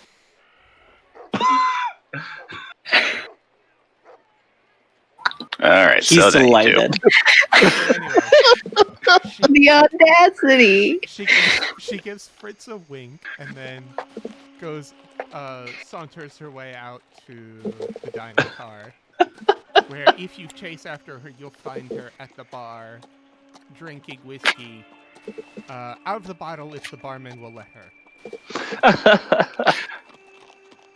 Oh, so we get in trouble for it, but she doesn't? Rude. I don't think there's anything anyone could do to stop her, so, you know. No, you guys got in trouble because you were being rowdy in the first class carriage. She's in the dining car. Technically, that was mostly... I say you guys as a collective. Okay. I guess.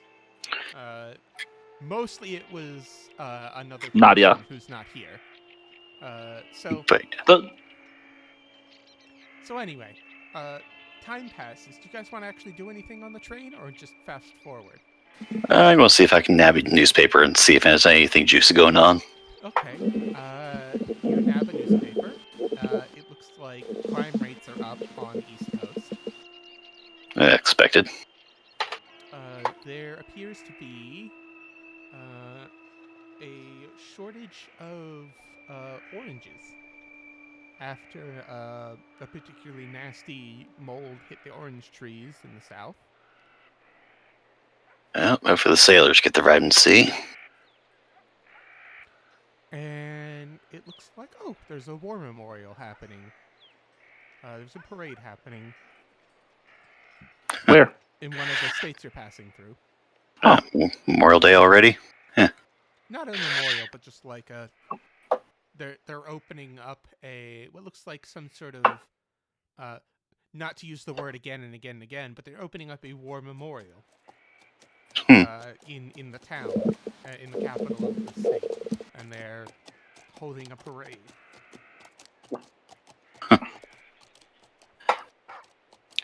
Fair enough. Yep. Then you see something that kind of freezes your blood. Apparently there's been an arrest in a prominent crime family in Chicago. Shit. Oh no. Who are we looking at? It doesn't give a name. It says the name was being withheld by police request. However, the reporter can confirm that it is a female placed highly in the crime. No! Oh dear. Hell. Who am I gonna go play cards with now, Jeffrey? I don't know. Why don't you go find out? Yeah. Well, that's gonna be a kick in the junk. Well, someone got caught.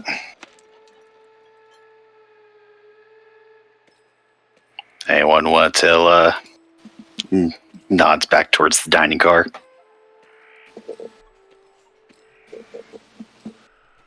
We don't know it's her yet. No, we don't. Well, let's hope not. But I don't think it's gonna be pretty if it is. So, It's not going to be pretty if it's anyone we know. You're right.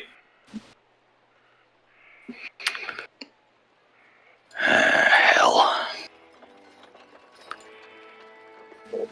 Now we just tab through our list of people that we know and see how many of them are female. yeah, so you can go down the criminal underworld of Chicago, and you can look for any female names that aren't marked as dead. I can't believe that list became like a necessity after session 0. Just like, okay, who's dead? Gotta keep track of this. Well, there's a number of people still alive. At least a couple of them are female. I mean, You guys picked. Ricky. You guys picked the crime half of the world, so Mhm. this became useful information to you. I feel like we all know exactly who it is. Yeah. I feel like we all know. Yeah. Okay.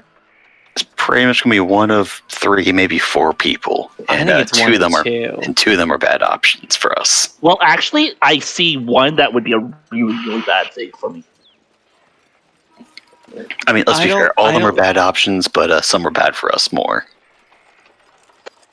That's true. I don't think there's one you're taking into account of.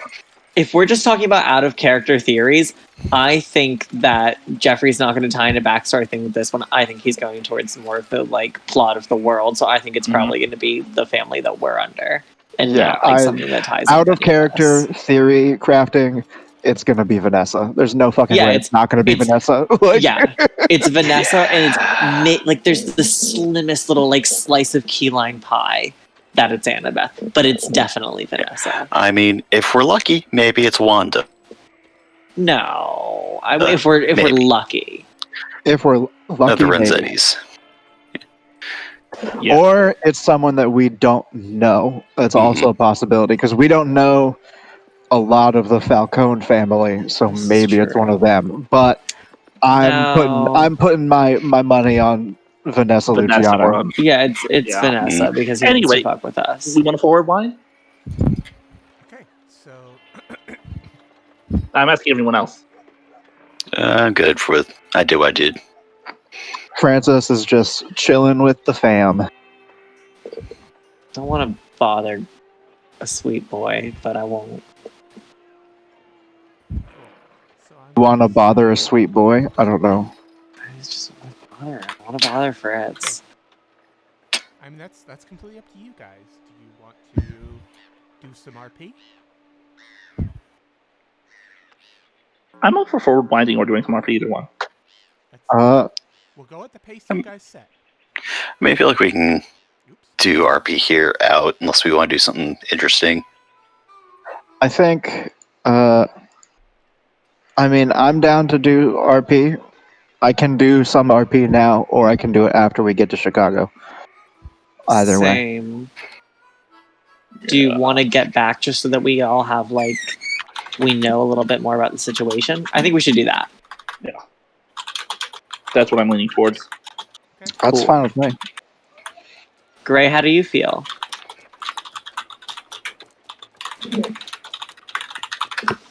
Instead, Jim, take his treasure. Did you get Chels? Are you a human being? And present? In this economy? Oh, BRB. Oh, I see. I understand.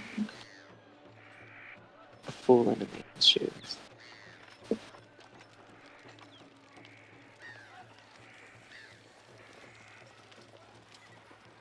So, well, while our baby boy is deciding whether or not their microphone exists, there's also. I realize we've had the same music on for a while. I mean, it fits. Yep. Yeah. So you guys Ding, are ding, ding, going. ding, ding, ding, ding. Oh, apparently they're being yelled at. Got Fair it. enough. Sucks. You hate to see it. So apparently, there's like a see page 5, there's a small subnote about an inspector from the Bureau of Internal Revenue Yes. who is taken the city by storm and has started cracking down on bars and taverns, saloons, and has already busted down several of them.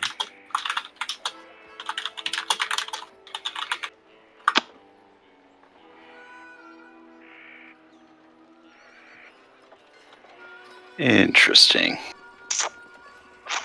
Well, that was expected.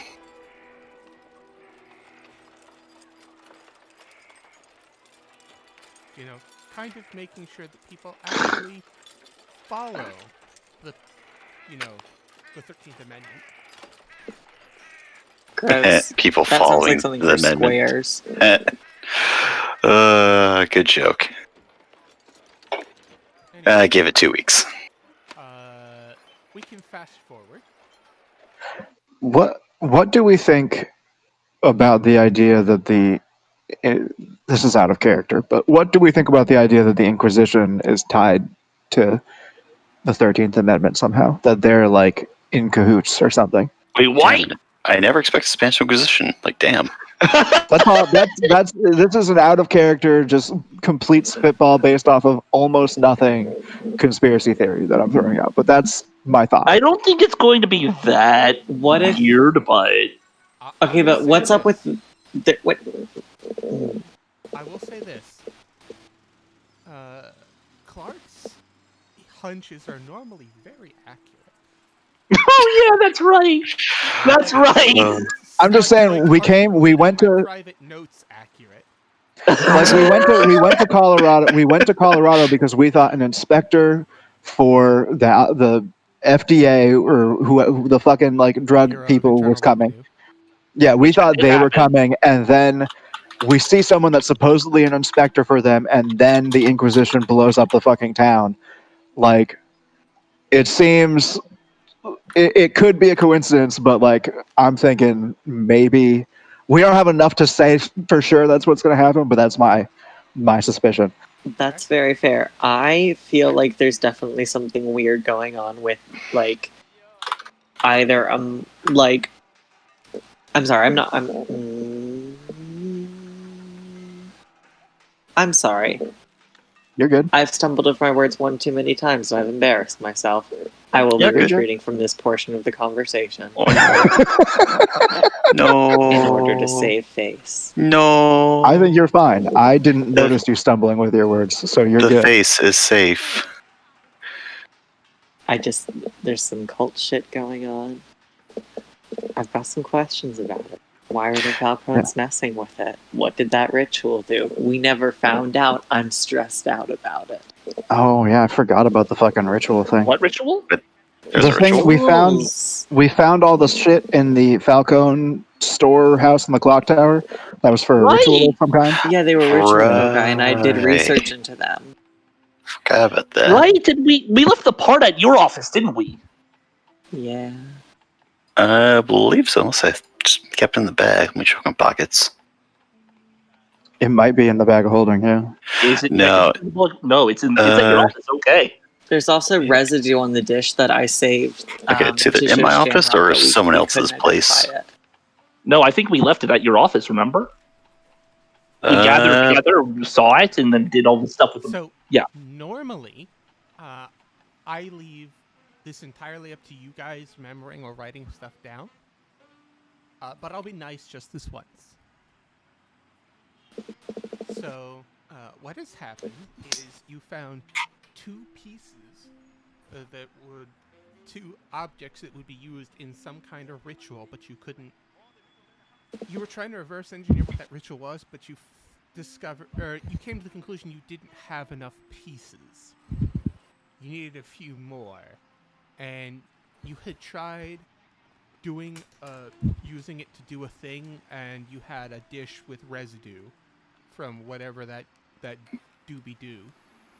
And you found out that it was some kind of sympathetic magic. Right. But beyond that, you were kind of lost.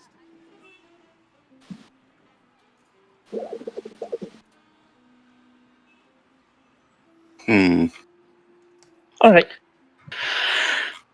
Fair enough. I'll keep digging then. All right. Well, yeah. I mean, that's this whole discussion. I think, at least for me, it was out of character. So Yeah. Yeah. yeah. So, we're back in the city. Okay. Do you guys want to head back to Shamrock's place? Or you I feel like we should all just rent apartments in this building. Francis is gonna. He's gonna stick around at the train station for a little longer to look at train times. And then he's gonna go back to Shamrocks, I guess. Okay. What are you doing with your wife and son? Because the situation was explained to the conductor that they were.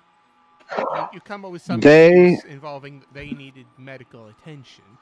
That he's gonna take them to some hospital in Chicago. Okay. A nice hospital that he can afford. I mean, You could afford a We pretty have good a lot hospital. of money. yeah. That's true. We have a they're lot of gonna money. ask, do you have insurance? Does health insurance exist at this point in time? Sure, why not? Almost certainly not, unless he got it through the military. In which case, definitely. I don't know. Oh, you get good VA benefits in the military. Does he have like veterans insurance? I don't fucking know. I know nothing about this sort of We're thing. gonna find out. I don't know in that time, but if it was now, he definitely would. He would have I mean, VA you benefits, might have a and so would his pension. kids. Yeah. Might have a pension, but not sure Hold about on benefits. one That was second. generally Find out. post World War II, that VA benefits, GI Bill, and all that. Yeah, that's what I Okay. thought too. The War Risk Law was amended in mid-1917 to provide insurance against loss of life, personal injury, or capture by the enemy aboard American merchant ships. But most medical care for veterans is provided by armed service hospitals. Among those provisions, there's courses for rehabilitation. So this is for people who were injured in war. Fixed sponsored Medicare veterans. So this is people who were injured and needed care afterwards, from injuries sustained in the war. But it doesn't look Right. like medical insurance. It doesn't look like you got medical insurance for your family and you for stuff that didn't happen directly as a result of the war. Was medical insurance an expected thing at that point in time in history? I wonder.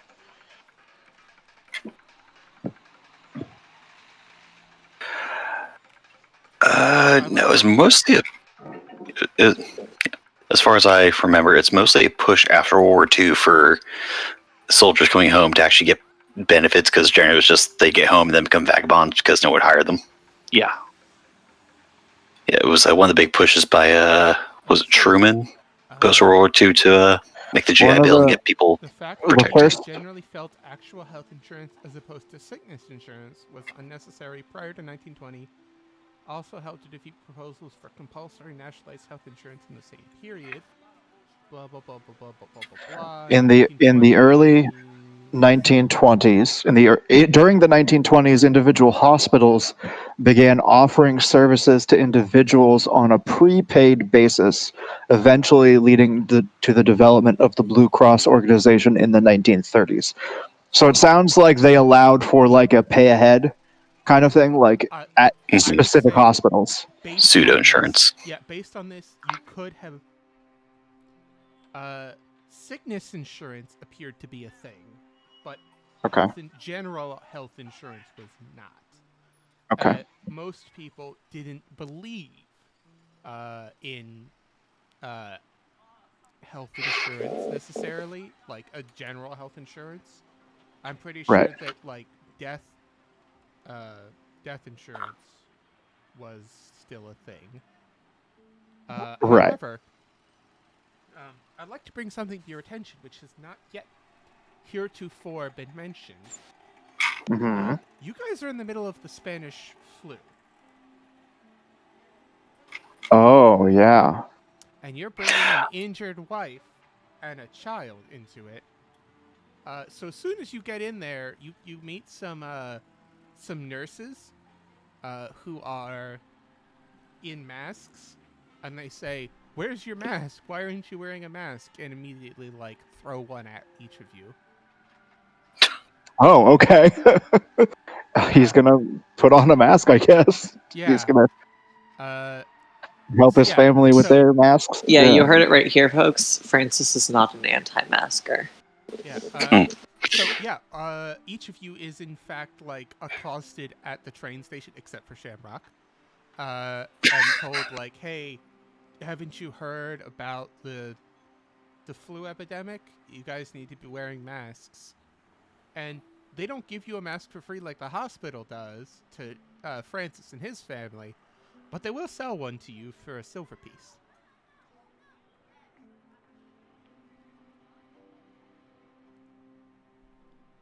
Yeah, all right. Okay.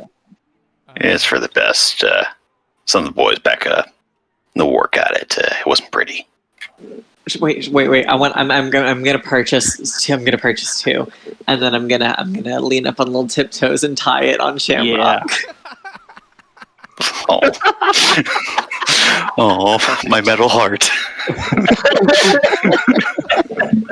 Now you're not Yeah, gonna get any no. of us fucking sick.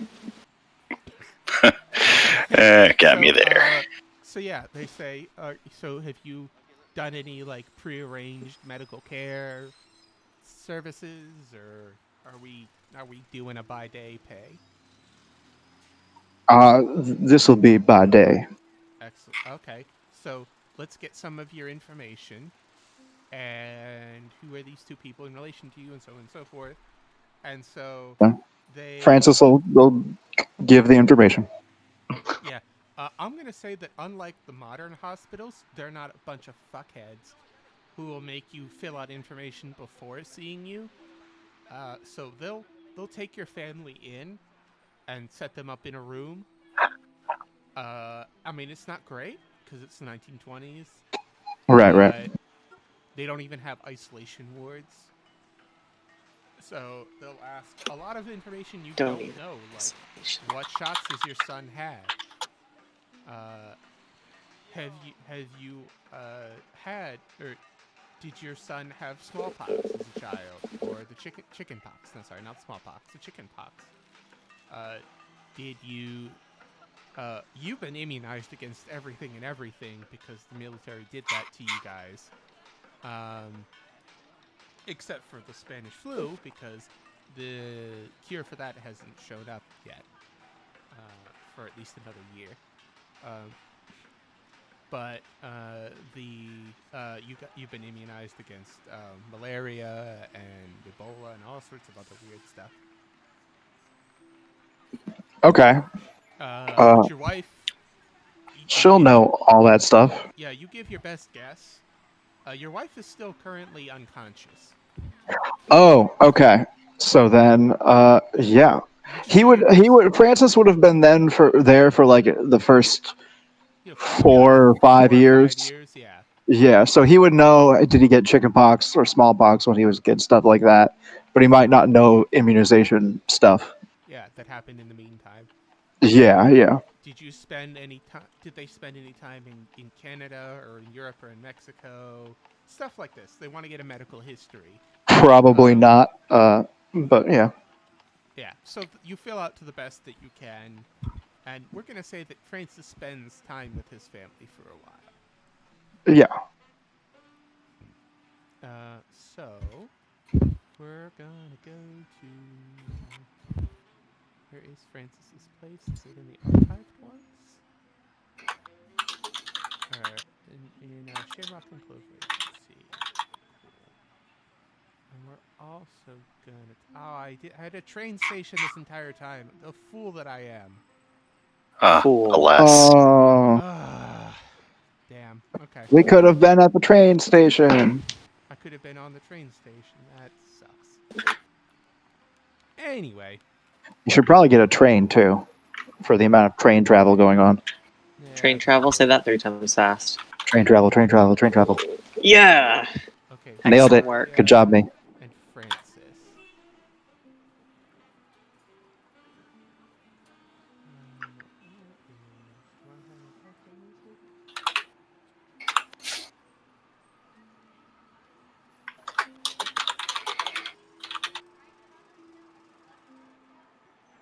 Was it this one?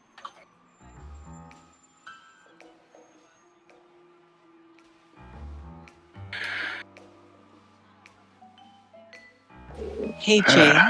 My sweet, lovely kitty cat. My darling light of my life. Could you fucking not? I'm sorry, it's in the KCAC contract. You should read the fine print. Yeah, I was working on, not to derail us a little bit, but I was working on the router earlier, as I told you guys, and I had the menu, the screen open to log into the router, and my cat fucking jumps onto the laptop, and I'm like, you fucking guy. Hey. What are you doing?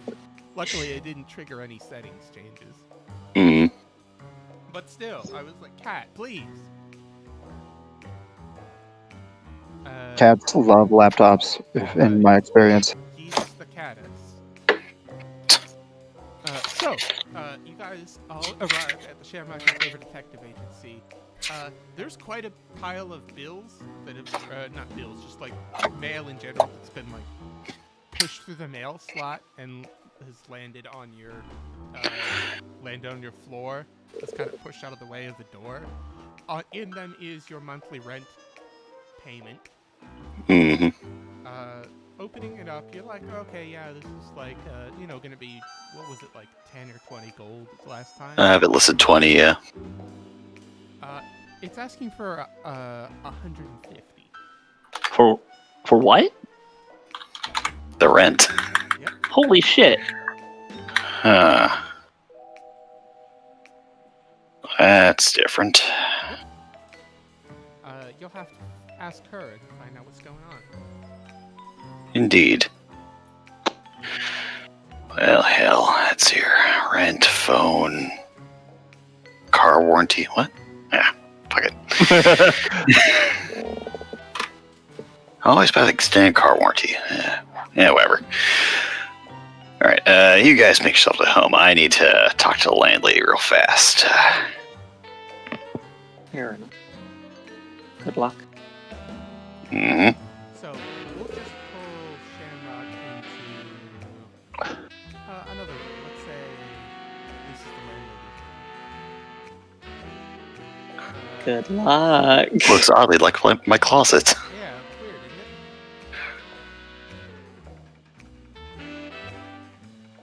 it? So, you knock on the door, and an unfamiliar voice says, "Come in." Evening, miss. Hi. You see two men in sharply dressed suits sitting behind the landlord's landlady's desk.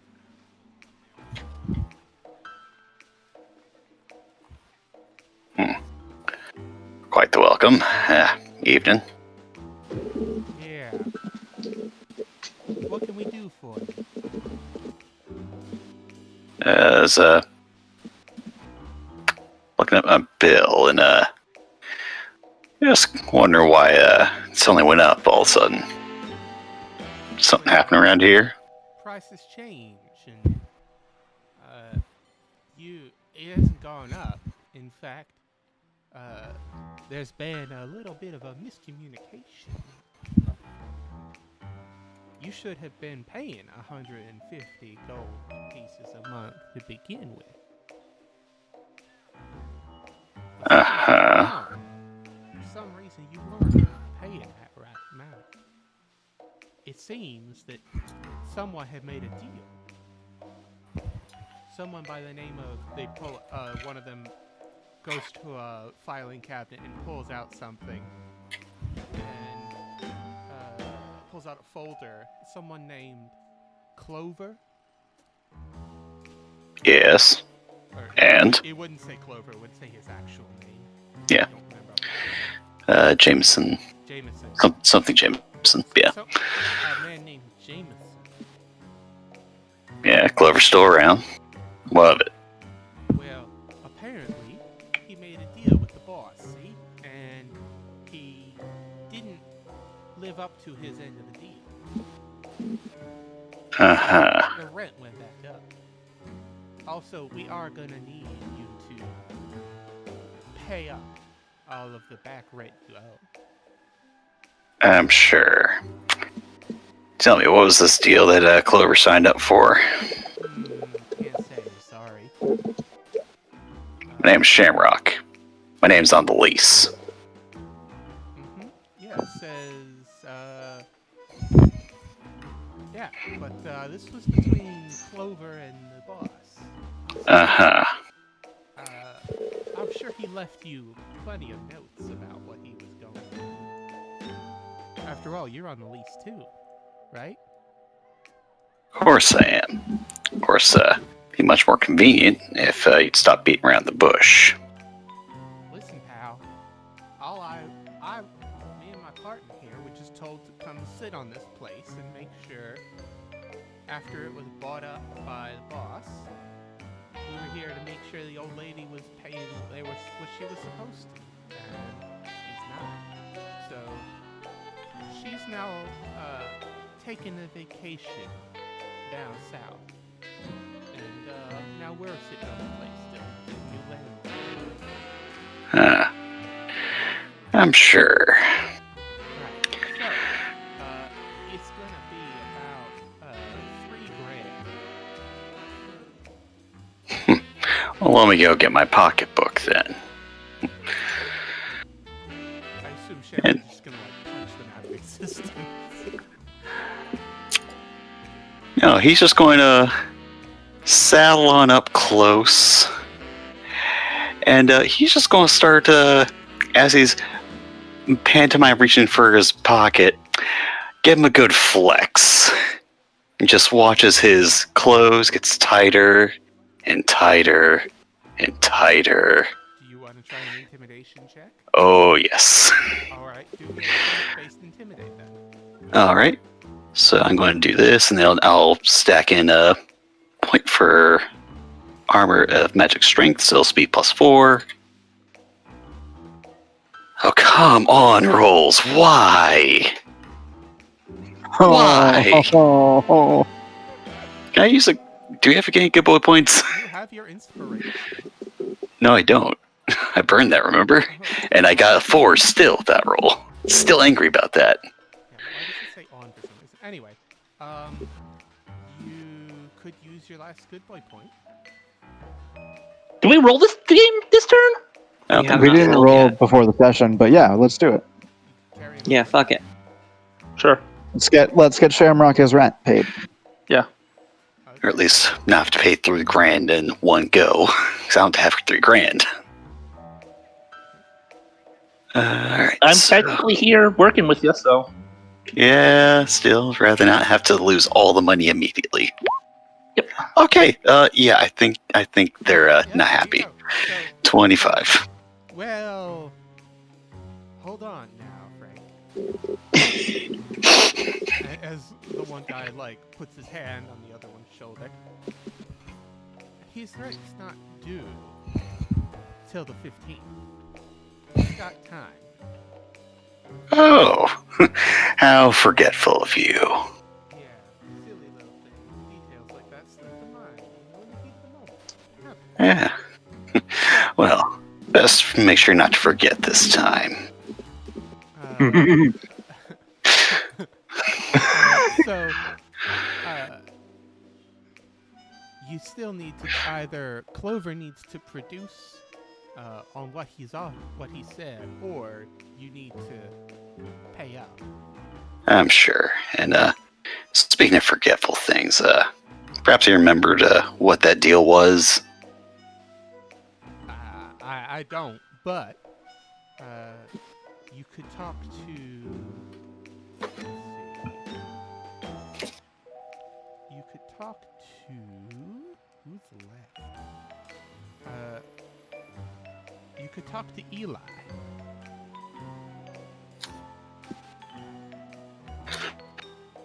Eli. Mm-hmm. You would recognize him as the consigliere of the Montello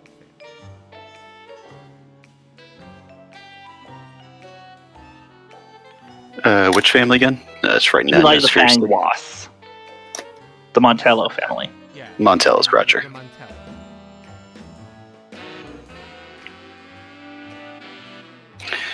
Well, in that case, I'll make sure to pay him a visit if I don't find anything around. Pleasure talking to you, gentlemen. Hopefully he'll be much more amiable in the future. Right? Right. And he sees himself out.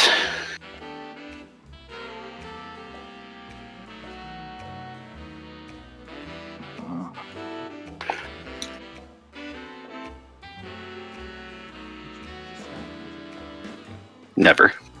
Move you back into here. There we go. That's not quite what it's supposed to be, but for some reason the tokens are cut off right now. So, alright, so you're back. They leave your closet. I came out of the closet. Who knew? So that should be a 0. And we are at full bad boy points, ladies and gentlemen. Yep. Well, so welcome home. It's all sucked now. At least we're not in the Underdark. At least we're not in the Underdark.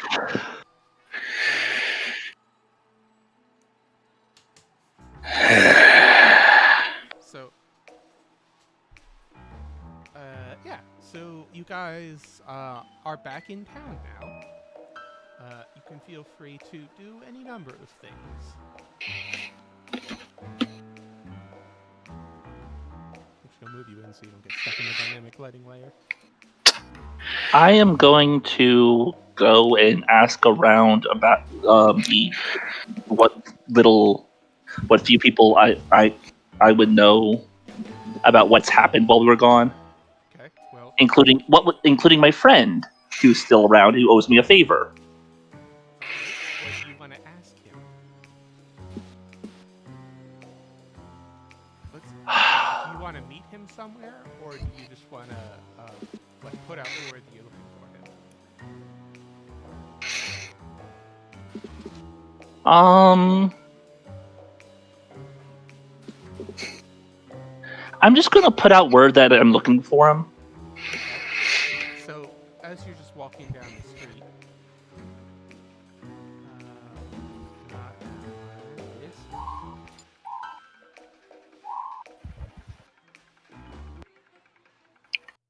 This city music is very immersive. Thank you. You can almost hear the police sirens in the background. Sorry about that.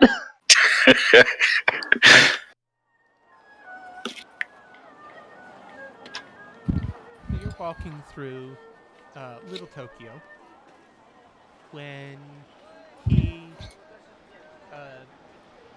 when your buddy just walks up behind you and says, "Don't stop moving. Keep going." I give a very, very slight nod in response. Where the hell have you been? Keeping low. You remember the last the whole incident in the square? Yeah, everyone in the underworld's heard about it. Yeah, there was some stuff that we were taking care of, and I may have been at the heart of it, so I had to lay low. That was you? That and a few others, but yes. I thought if there was anything you learned from your time in the clan, you would have learned to lay low, not draw attention. I did after the fact. We were wondering what you would get this way. Now we know.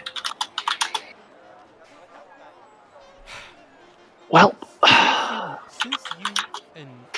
since you pulled the disappearing act, some big shot from the American government has been all up and down this place like he owns it. That's part of the reason we were told to leave. Yeah, well, it's not been pretty.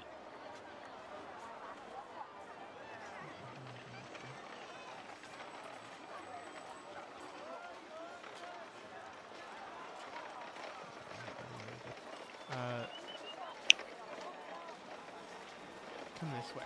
As he All right. nods his head towards a noodle stand.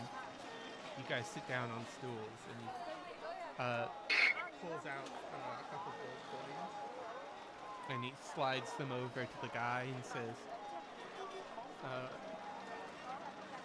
"Two lo mein," and Really, lo mein? That's the best you could go with? shut up. And passes another. It's noodles. Yeah, I know. And passes another 2 platinum pieces. The person just nods, and you know he's way overpaying, but you're also familiar with this. He's paying not just for the food; he's paying for them to be deaf. Yeah. Yep, I figured. So,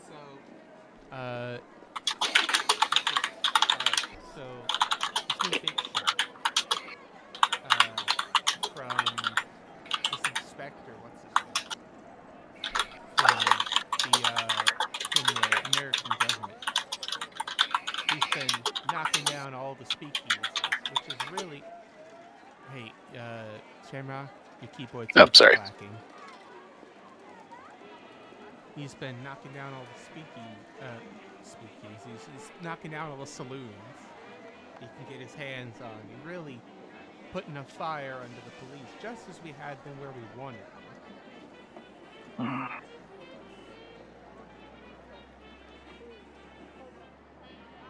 It hasn't helped that Falcone has been laughing his skinny butt off, even with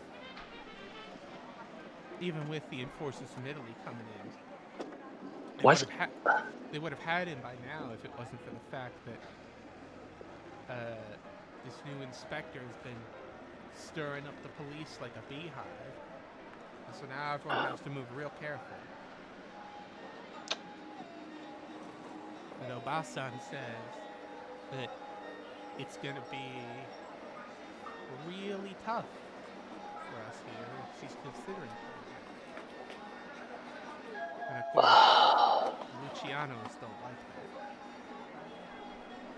No. What's more important is that there's someone who's gotten arrested that we need to get out. Tell me, is it Vanessa? Who? Vanessa. I asked, is it Vanessa? Yeah. Who? Oh, you mean Oh. the woman who's pretending to be the head of the Luciano clan? No. She went to ground as far as I know. Alright, that's good. She's being a very, very socialite. You know the Italians and their parties. No. Kimiko was taken. Wasn't that the one that I rescued last time? Yeah. She was in a deal with some local whatever the Yakuza version of an arms dealer is. Oh my god. Some gaijin, Murphy or something. The two of them were in some kind of deal, and well, not even Kimiko is good enough to deal with 2,000 guards, 2,000 police. Not without leaving a trail of blood wide enough to lead all the way back to to Tokyo. And we don't want that kind of heat. So right now, the two of them are enjoying the pleasures of the local police.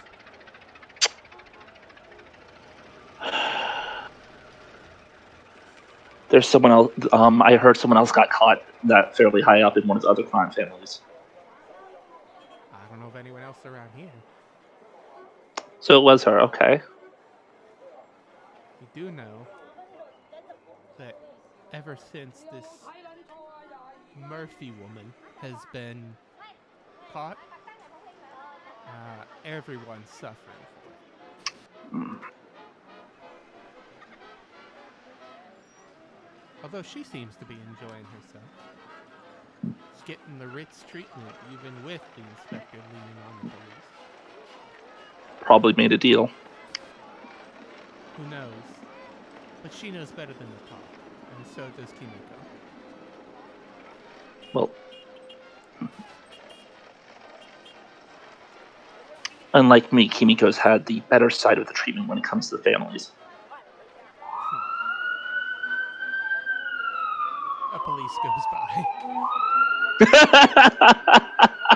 Yep. That sounds very appropriate. Yeah. Word is that the Renzettis and the Lucianos are teaming up to do something about it. I don't know Alright. if they're planning to do some foolish smash and grab, but listen, don't get involved, whatever you do. This is coming right down from Abasan. Don't get involved. I know you. You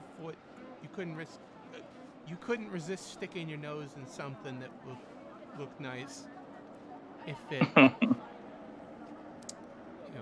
if we paid you to. But for once in your life, don't get involved. I hear there's been an uptick in the sale of dynamite.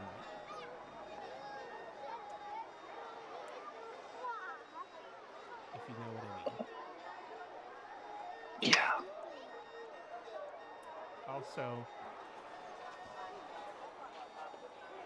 Elder Long is in town.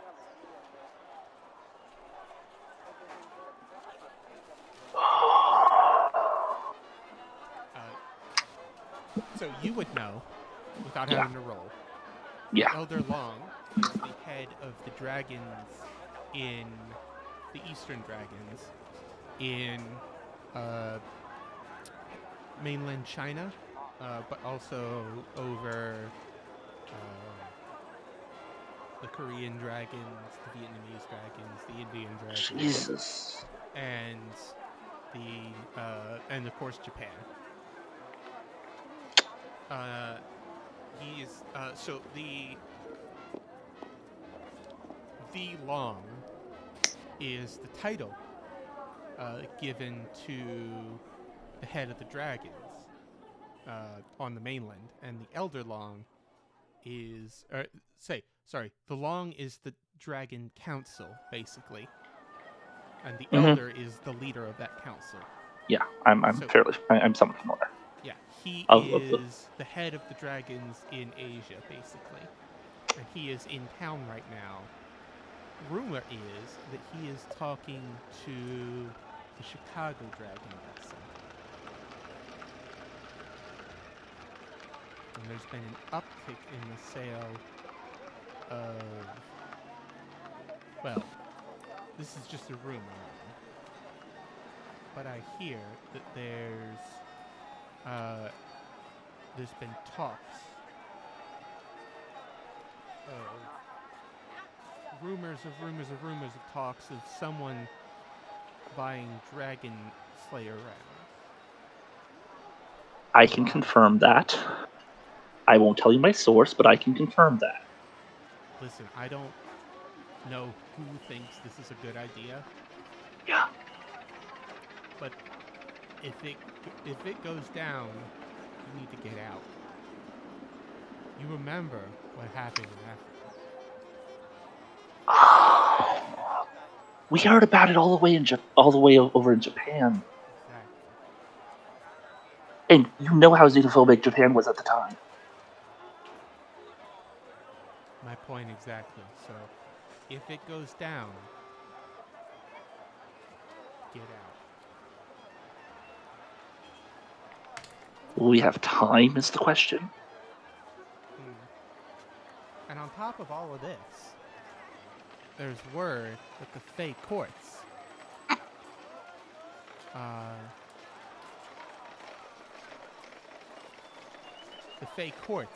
are starting to be active again. There's Americans are setting up hidden bars. I don't know what they're calling it. Some gaijin term. But there's rumor that they're being approached by the courts. Is there any way you can... Fey glamours on their bars, whatever they're called. Alright. I don't know much more than that, and even that's rumor. Yeah. Oh, don't... Quick, eat your noodles. As he yeah. tucks into his... walk in... don't look. Just keep eating your noodles.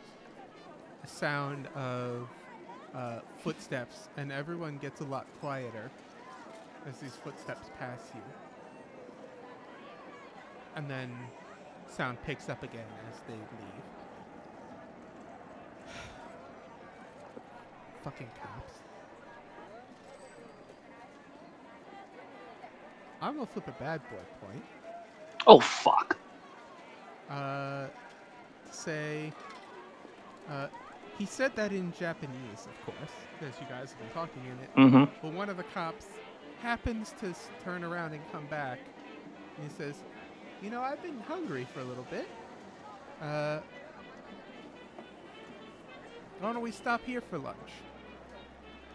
And the guy curses under his breath again. And he goes, listen, just act casual, alright? They're not here for us.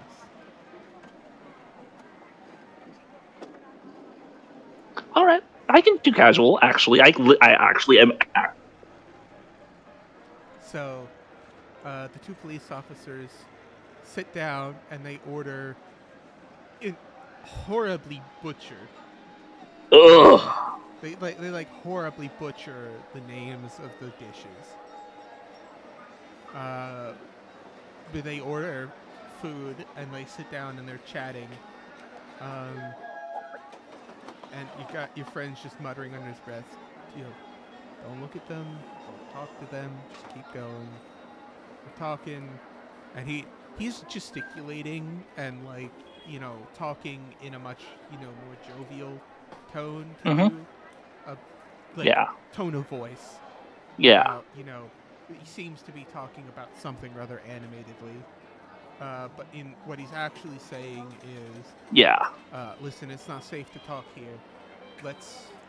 do you have a safe house to meet up in? I wouldn't call it a safe house, but it's across from where I'm staying. Sure, let's meet up there. And he... I'm gonna... Go ahead. I'm gonna give him the location of the usual cafe we go to. Okay.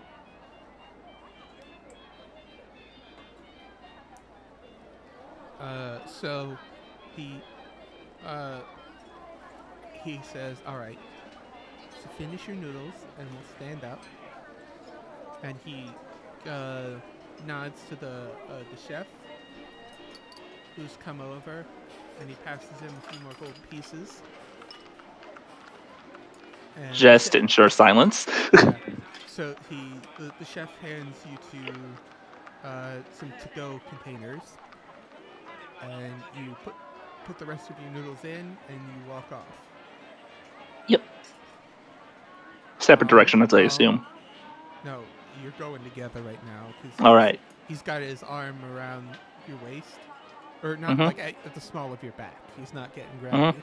He's just like, calmly walk slow. You're still looking at us, and you guys fade into the crowd of Little Tokyo.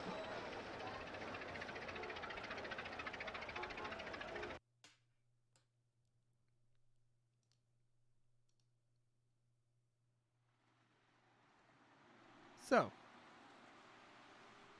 with that, we're gonna call it there for tonight. Oh, I'm sorry.